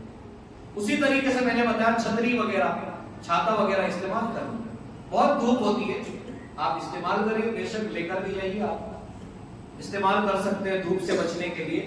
تو یہ چیزیں ہو سکتی ہے, یہ جو ہے منع نہیں ہے.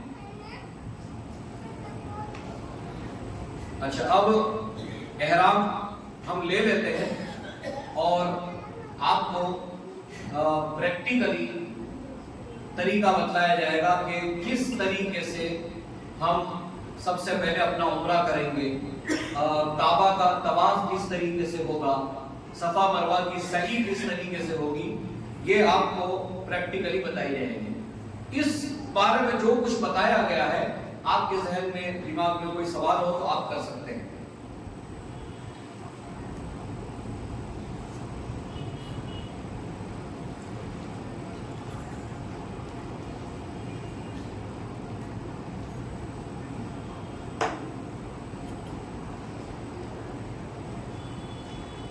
یہ اب آپ کو بتایا جا رہا ہے کہ بھئی احرام پہننا ہے, اور احرام پہننے کے بعد ہم کیسے پہنیں گے. میں نے بتا دیا سارے کپڑے آدمی اتار دے گا. کیا بولے, اچھا اچھا,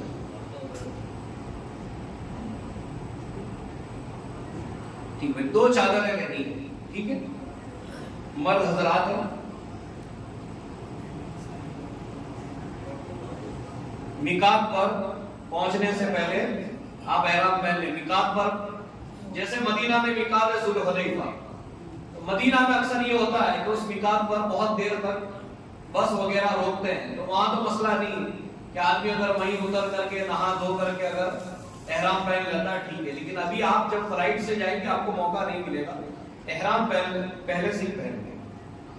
دیکھیے میں یہ طریقہ بتلا رہا ہوں, یہ نہیں کہ مطلب ایسے ہی پہننا ہے, لیکن آپ کی آسانی کے لیے بتلا رہا ہوں.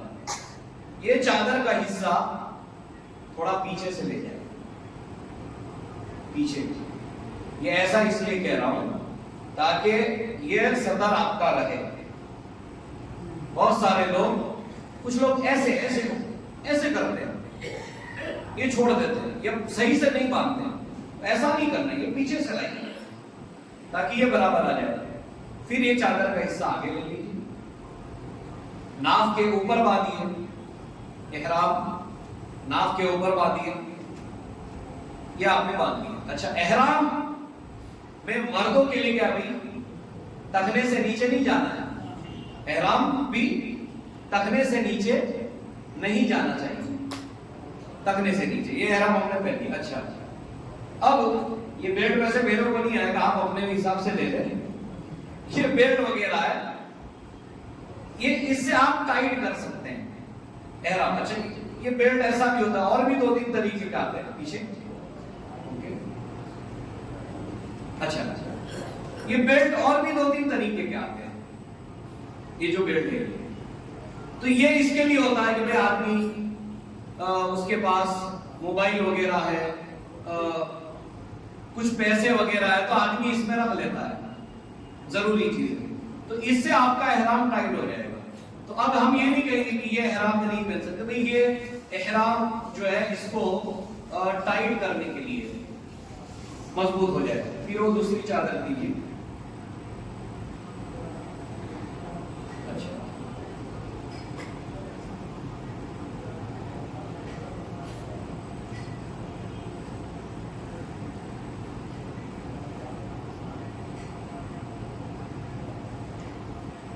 یہ ہم نے اپنا احرام پہن لیا۔ دیکھیے، ہم نے ابھی پورا ہی پہنا ہے، میں نے کوئی اپنا رائٹ سائڈ کا جو کندھا ہے، دائیں ہاتھ کا کندھا، یہ کھلا نہیں رکھا ہے، اور اس کو کھلا رکھنا بھی نہیں۔ کب رکھا جائے گا وہ میں آپ کو بتاؤں گا۔ آپ نے احرام پہن لیا، اب آپ میقات پر ہے، احرام آپ نے پہن لیا ہے، اب آپ نیت کریں گے۔ عمرہ کی ہے تو اللہم لبیک عمرۃ، اور اگر آپ 8 تاریخ کو جیسے میں نے بتایا آپ مینا پہنچ گئے ہیں یا پھر مکہ ہی میں ہیں تو حج کی نیت کرنا ہے، اللہم لبیک حجا۔ یہ ہم نے پہن لیا۔ اچھا، اب احرام پہن لینے کے بعد اب ہمیں کیا کرنا ہے؟ احرام ہم نے پہن لیا، اب آپ پہنچنے جائیں گے مکہ، تو الگ الگ جو بھی آپ کی میقات ہو تو آپ نے اللہم لبیک عمرۃ کہہ لیا، یا حج کے لیے اللہم لبیک حجا کہہ لیا۔ احرام ہم نے پہن لیا، اس کے بعد لبیک پڑھنا ہے، تلبیہ اس کو کہتے ہیں، لبیک اللہم لبیک لبیک لا شریک لک لبیک ان الحمد والنعمت لک والملک لا شریک لک۔ یہ تلبیہ آپ کو پڑھنا ہے، اور اس کے ساتھ آپ کو جو کچھ دعائیں پڑھنی ہیں تو آپ یہ لبیک پڑھتے رہیں گے۔ مرد زور سے پڑھے، لیکن عورتوں کو بہت بلند آواز سے نہیں پڑھنا، عورتیں آہستہ پڑھیں۔ اور اس میں یہ ہوتا ہے کہ بہت سارے لوگ اجتماعی طور پر تلبیہ پڑھتے ہیں، مطلب ایک ساتھ ایک آدمی پڑھا رہا ہے اور اس کے پیچھے سب لوگ ایک ساتھ پڑھتے ہیں، تو ایسا نہیں کرنا چاہیے، ایک ساتھ نہیں پڑھنا ہے، ہم کو اپنے اپنے طور پر پڑھنا ہے، خود انفرادی اکیلے اکیلے ہم اپنا لبیک اللہم لبیک پڑھیں گے۔ ٹھیک ہے، احرام میں نے پہن لیا، میں مکہ کی طرف جا رہا ہوں عمرہ کے لیے، راستے میں نماز کا وقت ہو جائے تو ہم نماز پڑھ لیں گے، راستے میں نماز کا وقت ہو جائے نماز پڑھ لیں گے۔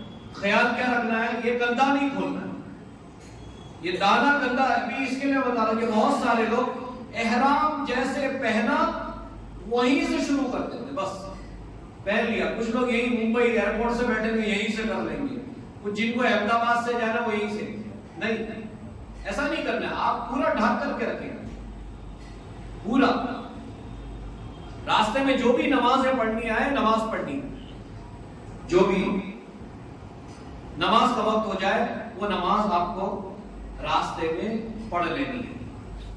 اب آپ نکلے، اور نکلنے کے بعد اب آپ جو ہے پہنچتے ہیں کعبہ، مکہ پہنچتے ہیں۔ اچھا، اس سے پہلے بھی 2-3 چیز آپ کی آسانی کے لیے، جیسے آپ فلائٹ سے گئے، فلائٹ بہت لمبی تھی، 6 گھنٹہ ہو گیا، 8 گھنٹہ ہو گیا، 10 گھنٹہ ہو گیا، تو اگر آپ بہت تھکے ہوئے آپ کو محسوس ہوتا ہے، آپ کو لگ رہا ہے میں بہت تھک گیا ہوں، تو کوئی بات نہیں، آپ اگر بہت تھک گئے ہیں تو آپ کی جو آپ کی ہوٹل ہے اپنی، آپ اس میں جا کر کے آرام کر لیں۔ ایسا نہیں کہ آپ پہنچ گئے اور آپ کی طبیعت خراب ہے اور اس حالت میں نہیں ہے کہ آپ طواف کر سکے، اور پھر آدمی یہ سمجھ لے کہ نہیں ابھی مجھ کو کرنا ہی نہیں، ایسا نہیں۔ اگر آپ اپنی طبیعت صحیح محسوس نہیں کرتے، تھکے ہوئے ہیں، تو اپنی ہوٹل میں جا کر آرام بھی کر سکتے ہیں، کر لیجیے، آرام آپ کو مل جائے۔ پھر اس کے بعد اب آپ کیا کریں گے؟ کعبہ پہنچیں گے، مسجد حرام آپ آ گئے۔ پھر مسجد حرام آپ جاتے ہیں تو دعا کیا پڑھنی ہے؟ بہت ساری دعائیں، عام طور پر وہی ہے، آدمی سلام کرتا ہے، اور اگر وہاں بھی آپ نے جو دعا ہر مسجد میں پڑھتے ہیں، اللہم افتح لی ابواب رحمتک، یہ پڑھ لیا تو یہ کافی ہے۔ اچھا، آپ داخل ہو گئے بیت اللہ میں، داخل ہو جاتے ہیں۔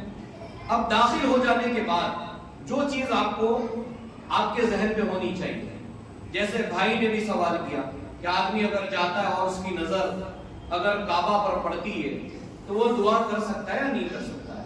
اگر آپ جاتے ہیں اور آپ کی نظر اگر کعبہ پر پڑتی ہے تو آپ دعا کر سکتے ہیں، دعا کر سکتے ہیں۔ علامہ البانی رحمۃ اللہ علیہ نے اپنی کتاب کے اندر اس چیز کا ذکر کیا ہے، لیکن اس کے لیے کوئی الگ سے اسپیشل دعا یا یہ سمجھ لینا کہ یہ دیکھنے کے بعد جو دعا کریں گے وہ قبول ہی ہوگی، ایسا حدیث میں نہیں۔ دعا کر سکتے ہیں لیکن قبول ہی ہو جائے گی ایسا نہیں، یا اس کی کوئی الگ سے فضیلت ہے ایسا نہیں، دعا کر سکتے ہیں۔ ٹھیک، ہم نے کعبہ میں انٹری کی، داخل ہو گئے۔ اگر ہم داخل ہوتے ہیں اور داخل ہونے کے بعد کوئی نفلی نماز نہیں، کوئی تحیت المسجد نہیں، ایسا نہیں کہ آپ گئے اور سوچے میں جا کر کے تحیت المسجد کی 2 رکعت پڑھوں، نہیں۔ عمرہ جو کرنے جا رہا ہے، جو شخص احرام کی حالت میں وہ اگر مسجد کے اندر داخل ہوتا ہے، داخل ہونے کے بعد اگر فرض نماز کھڑی ہے، جماعت ہو رہی ہے تو جماعت کے ساتھ نماز پڑھے، پہلا کام۔ جماعت نہیں ہو رہی ہے اور آپ سفر میں تھے، آپ کی فرض نماز چھٹی ہوئی، آپ کعبہ میں پہنچے لیکن سفر کی وجہ سے آپ نماز نہیں پڑھ پائے، تو جو بھی آپ کی فرض نماز چھوٹی ہے وہ آپ پہلے جا کر فرض اپنی نماز پڑھ لیں، اپنی فرض نماز پڑھ لیں۔ کیا وہ آپ کے دین کے اوپر ہے گا، آپ کتنے دن رکیں گے، کتنے دن رکیں گے، اس کا مسئلہ ہے۔ نہیں ایسا نہیں۔ اچھا چلے گئے آپ، میں نے بتایا فرض نماز اگر آپ کی چھوٹ گئی ہے تو آپ کو پہلے فرض نماز اپنی پڑھ لینی ہے۔ فرض نماز آپ نے پڑھ لی، جماعت کے ساتھ ہو رہی تو جماعت کے ساتھ پڑھ لی۔ اب جو آپ سب سے پہلا جو آپ کام کریں گے وہ کام ہے آپ کا سیدھے حجر اسود کے پاس پہنچنا۔ ہمارا جو ہے یہاں سے سب سے پہلا کام یہ ہے کہ ہمارا طواف شروع ہوگا۔ تو طواف کہاں سے شروع کرتے ہیں؟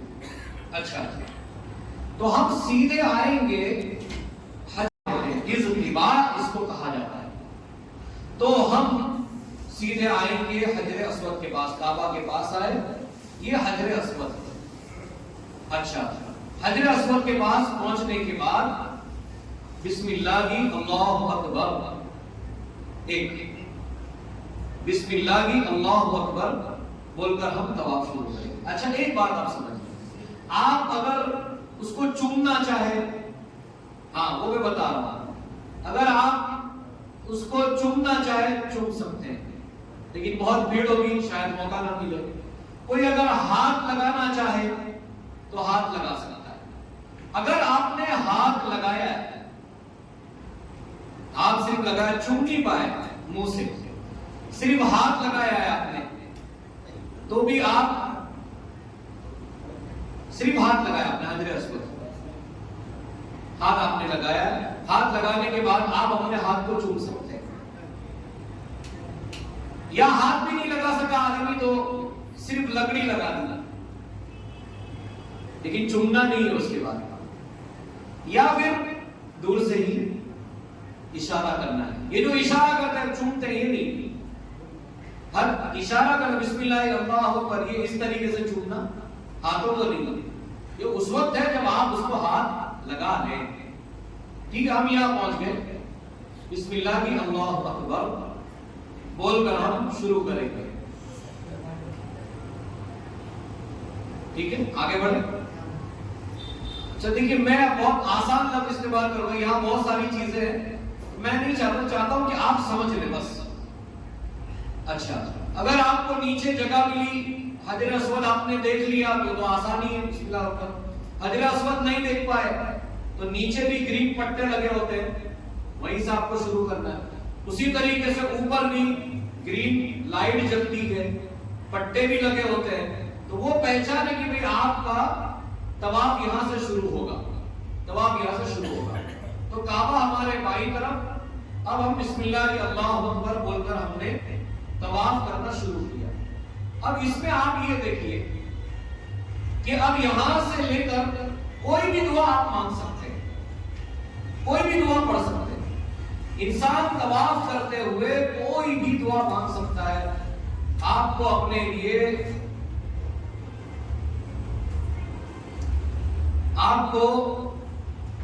اپنے لیے جو بھی دعا مانگنی ہے, اپنے لیے, گھر والوں کے لیے, بچوں کے لیے, جو بھی ہو آپ ہر کوئی دعا مانگ سکتے ہیں, ذکر کر سکتے ہیں. اب ہم نے شروع کیا بسم اللہ اللہ اکبر بول کے, یہ ہمارے بائیں طرف رہے گا. اب یہاں پر آ گئے, یہ پہلی دیوار ہے. اچھا موقع تو نہیں ملے گا کہ آپ اس کے اندر سے جا سکیں, یہ حتیم بولتے ہیں اس کو. اس کے اندر سے آپ جا تو نہیں پائیں گے, بھیڑ بہت ہوتی ہے. لیکن ایک بات یاد رکھنا ہے, طواف کرتے ہوئے اس کے اندر سے آپ گئے تو طواف نہیں ہوگا, طواف اس کے باہر سے ہی کرنا ہے, حتیم کے باہر سے.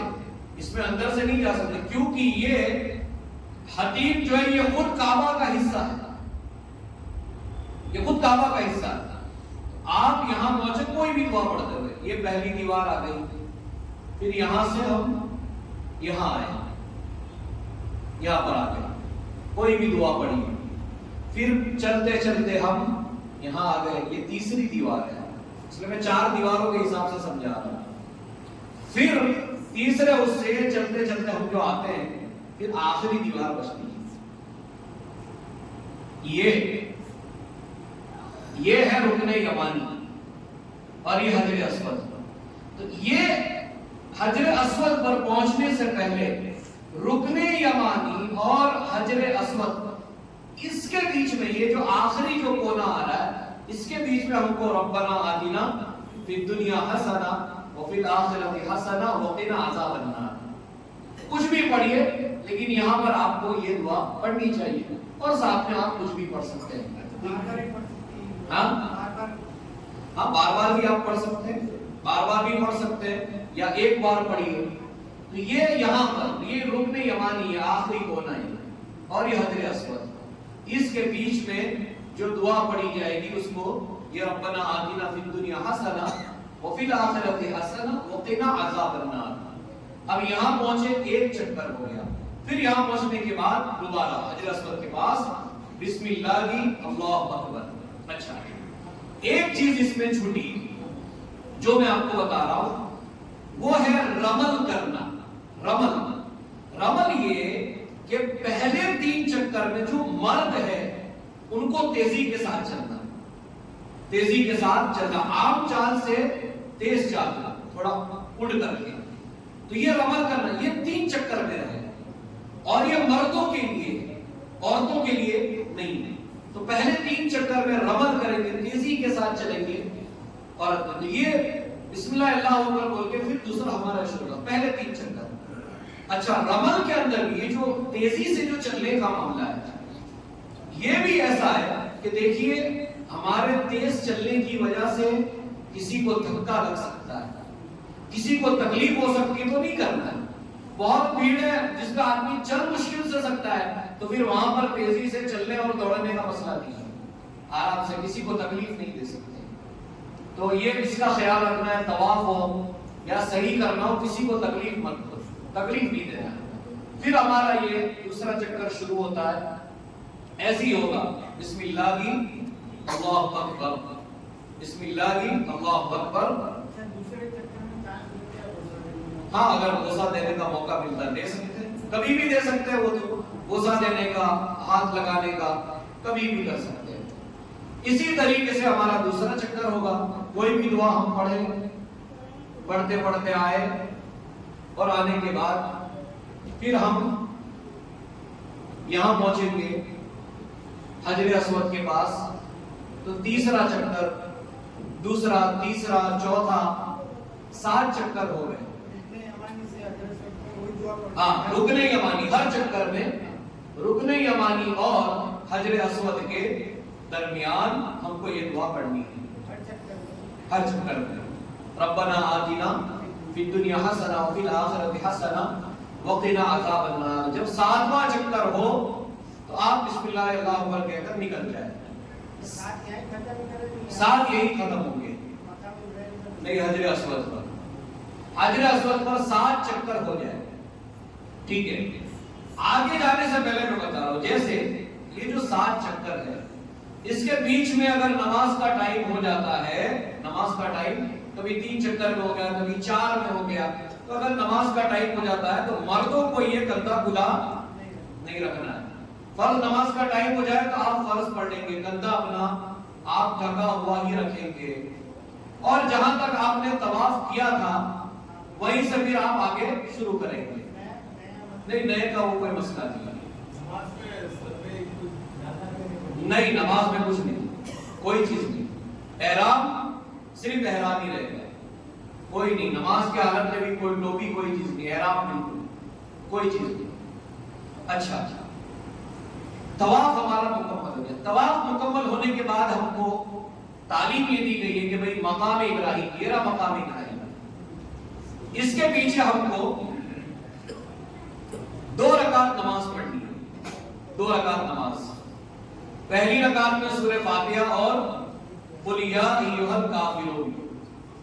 مقام ابراہیم کے پیچھے 2 رکعت پڑھنی ہے، اس میں بھی ایک تفصیل بتاؤں گا میں۔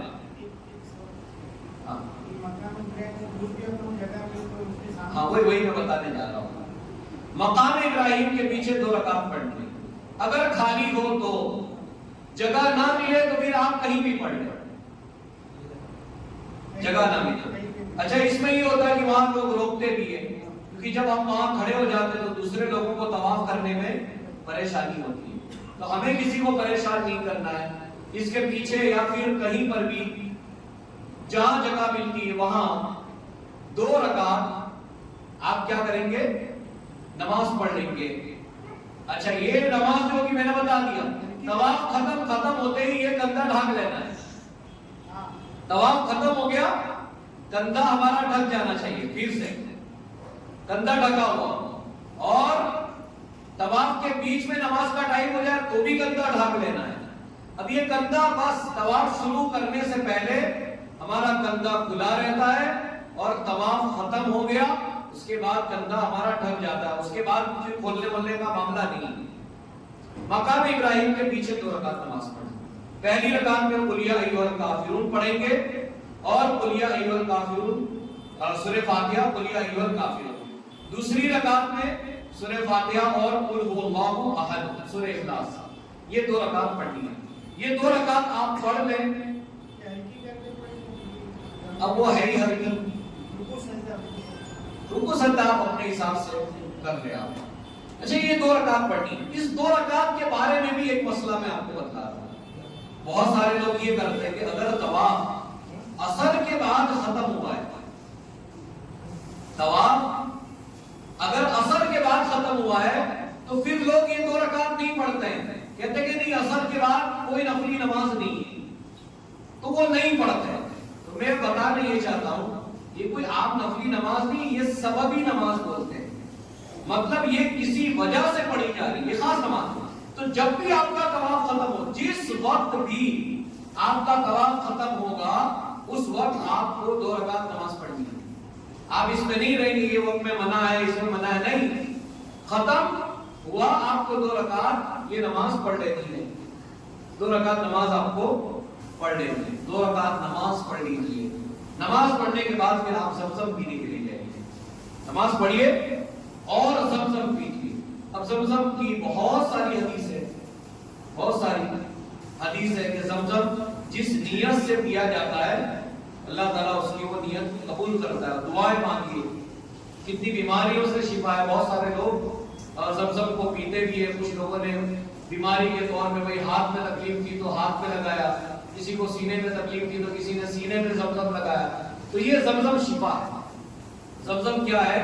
شفا ہے. جس نیت سے آپ پیئیں گے, جو دعا آپ کریں گے, انشاءاللہ اللہ تعالیٰ اس دعا کو قبول کرنے والا ہے. زمزم کا جو ہم پانی پیتے ہیں وہ بسم اللہ بول کر پینا ہے. بسم اللہ بول کر زمزم کا پانی پئیں گے. اب اس میں ایک مسئلہ آتا ہے, اس کی خاص دعا ہے, اللہم انی اسألک علما نافعا وعملا متقبلا. لیکن میں آپ سے یہ کہہ رہا ہوں, مطلب میں یہ کہہ رہا ہوں کہ مجھے اس کا علم نہیں ہے کہ یہ حدیث صحیح ہے یا نہیں. بسم اللہ میں کوئی اختلاف نہیں, لیکن اللہم انی اسألک یہ پڑھنا صحیح ہے یا نہیں میرے علم میں نہیں ہے. اگر کوئی بڑے عالم ہے کوئی, یا میں خود ان سے بھی پوچھ لوں گا, وہ اگر بتا دے کہ یہ حدیث صحیح ہے تو ہم پڑھیں گے. اگر کہتے کہ نہیں حدیث صحیح نہیں ہے یہ دعا پڑھنے کی تو ہم نہیں پڑھیں گے. لیکن بسم اللہ تو کھانا پینا سب میں ہے, تو بسم اللہ بول کر آپ زمزم کا پانی جو ہے وہ پی لیں. خوب پیئے, جتنا پینا ہے پیئے آپ, اور اس کے بعد پھر دعا کریں. ہاں بیٹھ کے پیجیے, کوئی بات نہیں, بیٹھ کے پیجیے. یہ نہیں کوئی کہتا ہے کھڑے ہو کر ہی پینا, ایسا نہیں ہے. بیٹھ کر پیجیے, کوئی بات نہیں. کئی چیزیں بہت سارے لوگ یہاں بھی احترام کرتے ہیں, بیٹھ کر پینا ہے, کعبے کی طرف منہ کر لینا ہے. نہیں نہیں, 3 سانس میں جیسے پیتے ہیں, آرام آرام سے پینا ہے. اور پینا خوب ہے, مطلب خوب پیجیے, خوب پیجیے آپ جتنا پینا ہے. اچھا, یہ ہمارا جو ہے طواف کا معاملہ ہو گیا. پھر زمزم پیا, خوب دعا ہم نے کر دی. ٹھیک ہے, اب ہم کو صفا مروہ کے لیے جانا ہے, صحیح کے لیے. طواف کے درمیان اگر وضو ٹوٹ جاتا ہے, تو پھر ہمارا وہ طواف ختم ہو جاتا ہے. اس میں جو اہل علم نے جو بات نقل کی ہے, وہ بات تو یہی ہے کہ پورا طواف مکمل کرنا چاہیے. پورا طواف ٹوٹ گیا تو شروع سے کریے. کچھ علماء کہتے ہیں نہیں, اگر اتنا ہوا ہے تو آگے کر سکتے ہیں. لیکن جو چیز صحیح نظر آتی ہے اللہ عالم.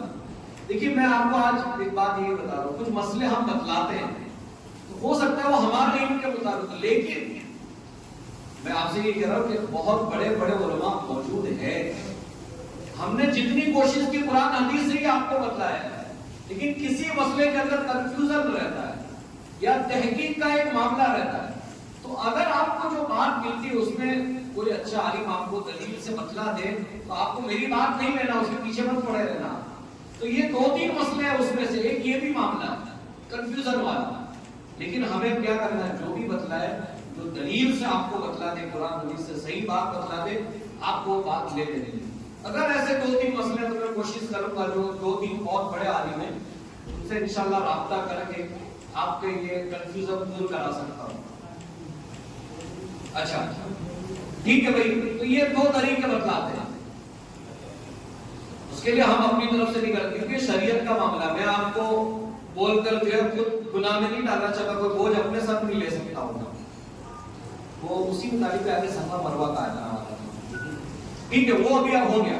یہ طواف کا الحمدللہ ہم نے سمجھ لیا. طواف کے لیے وضو ضروری ہے, صفا مروہ کی صحیح کے لیے وضو ضروری نہیں ہے.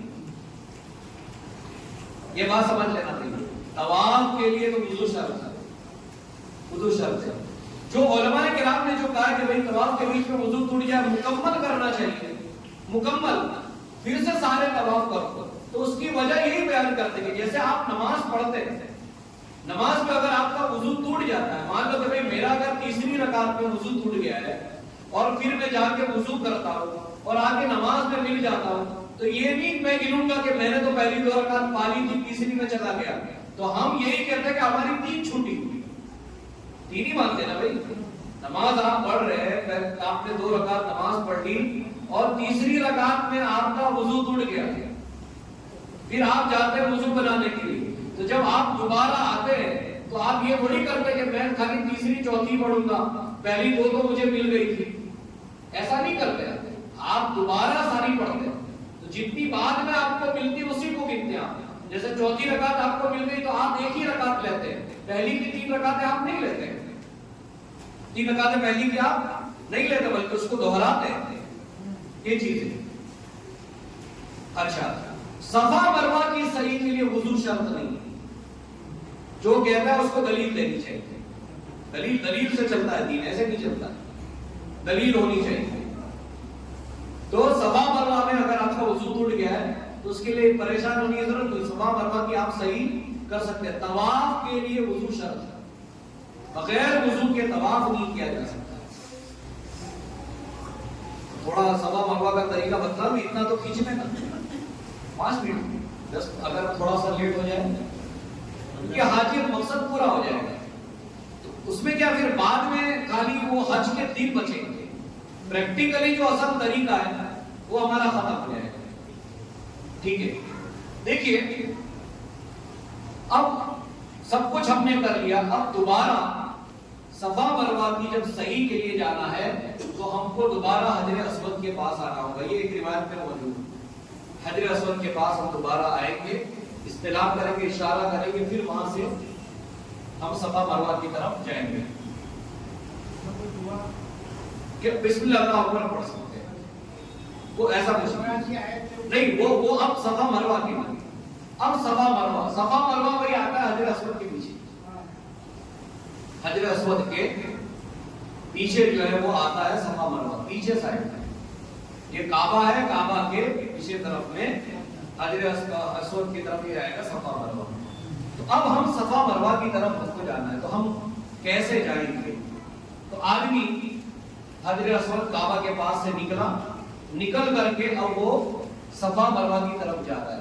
تو جب آپ صفا کی طرف جانے لگے تو پھر اللہ کے رسول صلی اللہ علیہ وسلم نے دعا بتلائی گئی۔ دعا کیا پڑھنا ہے؟ ابدؤ بما بدأ اللہ بہ، کتاب میں موجود ہے، ابدؤ بما بدأ اللہ بہ۔ صفا کے جب قریب ہوتے، دنا کا لفظ ہے، کہ جب اس کے قریب ہوتے تو یہ دعا پڑھتے، ابدؤ بما بدأ اللہ بہ، پھر ان الصفا والمروة من شعائر الله فمن حج البيت او اعتمر فلا جناح عليه ان يطوف بهما ومن تطوع خيرا فإن الله شاكر عليم۔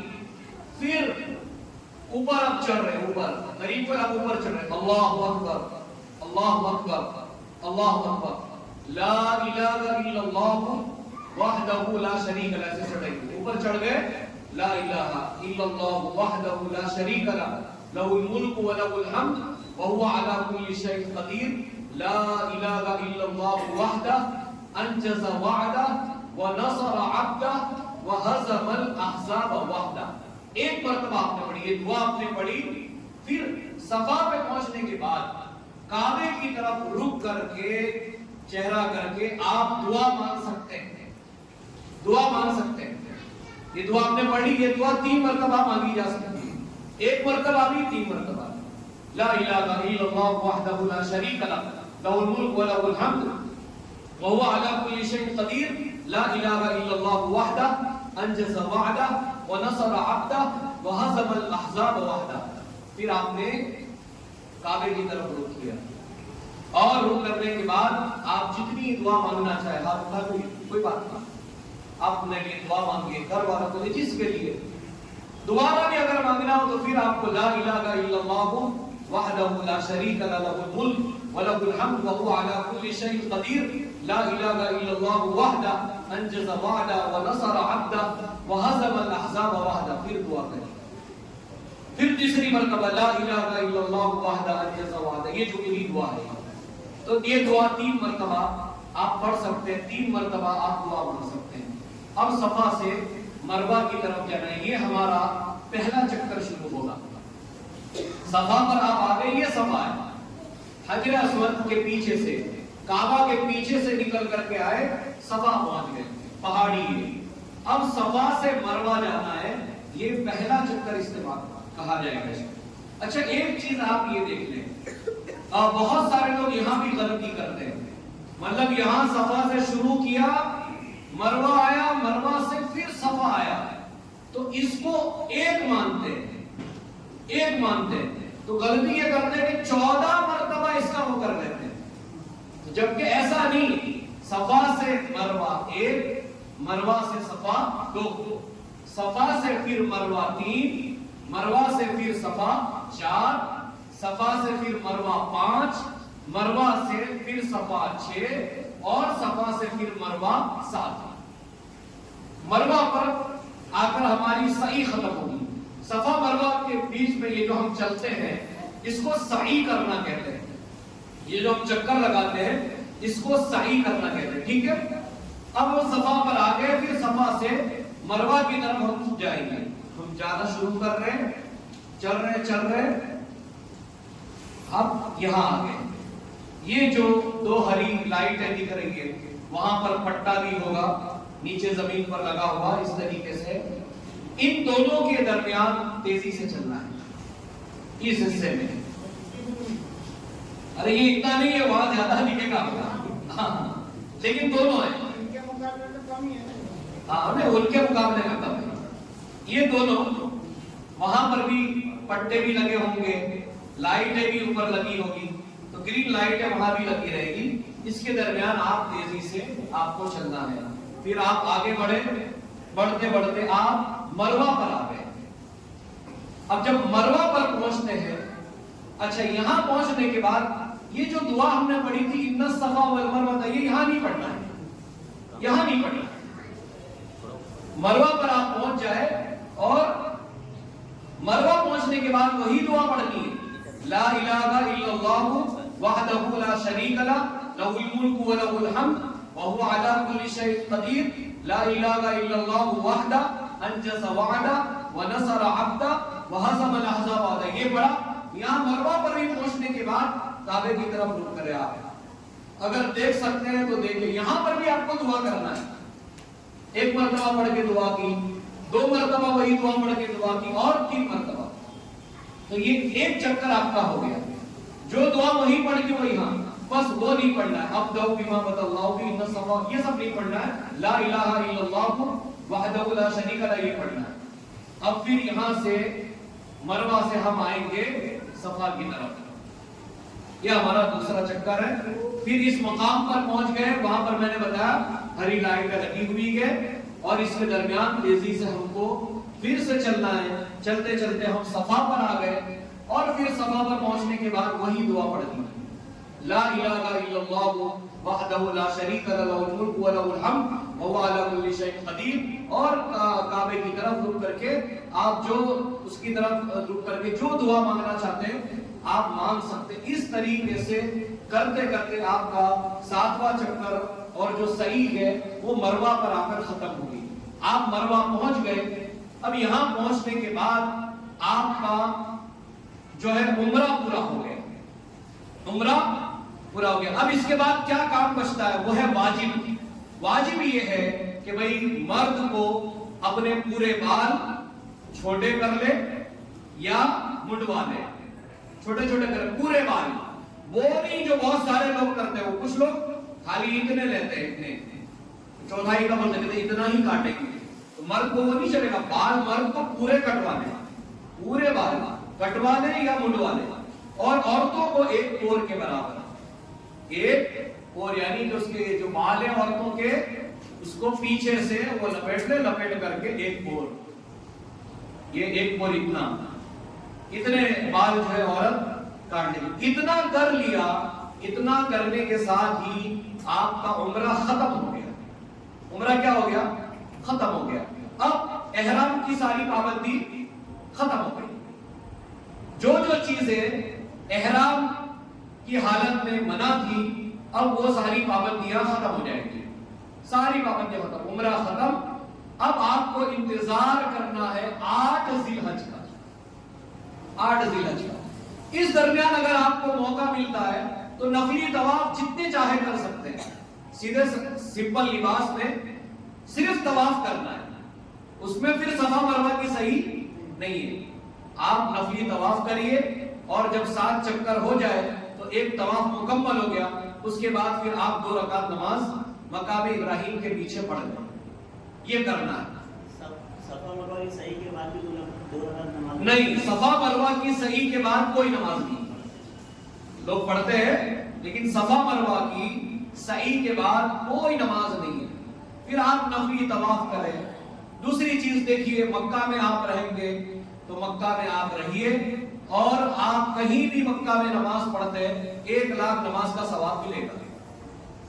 ہر نماز کا ثواب، کوئی بھی آپ مکہ میں کہیں پر بھی نماز پڑھی، کسی بھی جگہ پڑھی، مکہ کے اندر اگر آپ پڑھتے ہیں تو 1,00,000 نماز کا ثواب ملے گا. ایک نماز 1,00,000 نماز کے برابر، اتنا ثواب آپ کو ملے گا. ہاں مکہ جس کو مکہ کہا گیا ہے، بس نہیں مکہ جس کو کہا گیا جو اس کی حدود ہے وہ. اب کئی چیزیں اس کے باہر ہے، وہ نہیں، اس کے باہر ہے. جو ہوٹلوں میں جماعت چھوڑ کے نماز پڑھتے ہیں، ہاں بھائی ہوٹلوں میں جماعت نہیں چھوڑنا ہے. اگر آپ کی ہوٹل اس مسجد سے دور ہے تو وہاں جو مسجد قریب ہے وہاں جا کر آپ جماعت کے ساتھ پڑھیے. نماز جماعت کے ساتھ ہی پڑھنی ہے.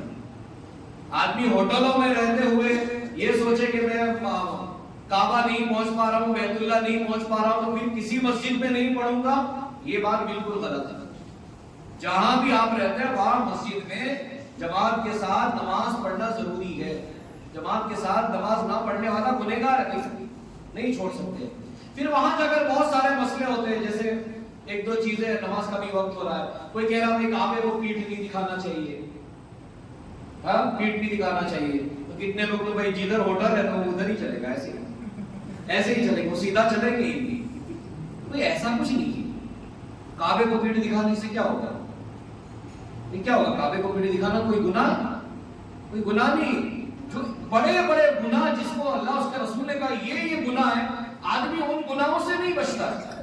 اور ایسی چیز جس کو گناہ نہیں کرتا، کچھ لوگ کہتے ہیں نہیں ایسے ہی، مطلب کہتے ہیں کہ نہیں کعبے کو پیٹھ دکھانا نہیں، تو ایسا نہیں.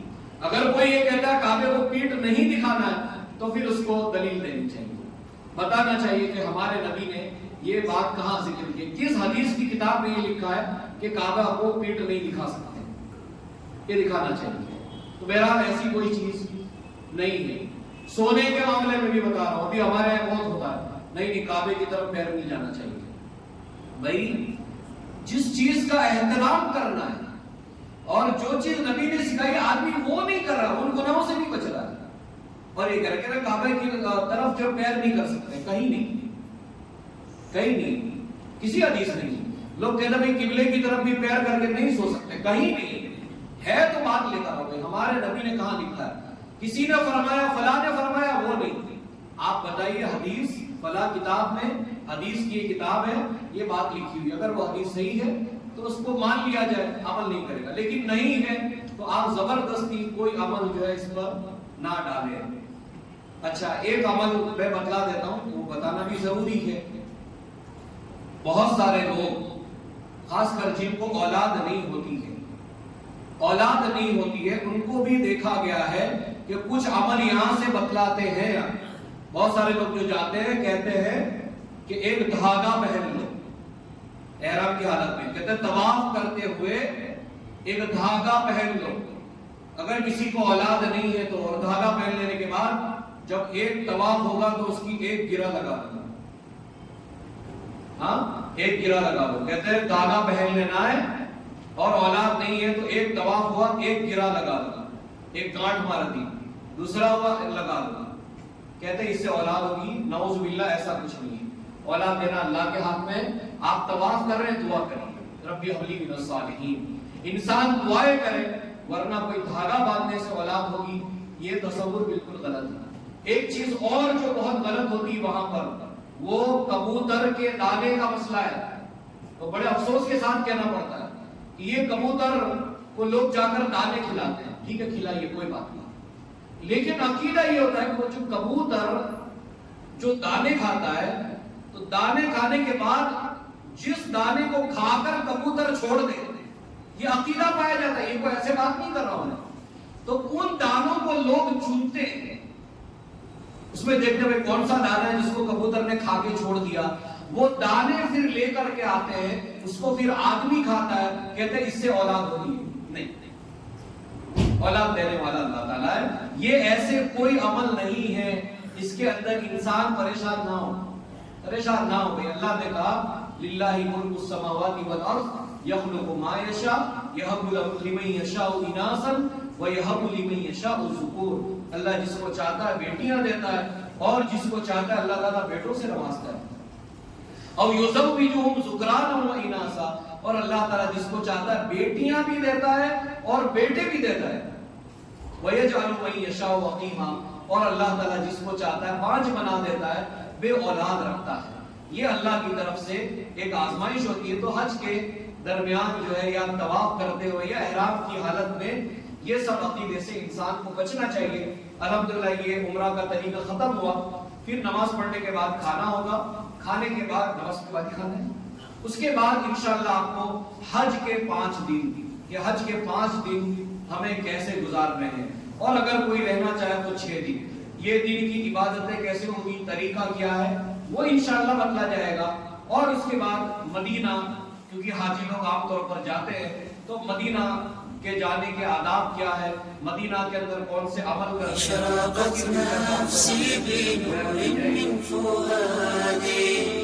حينما رددت يا رب العباد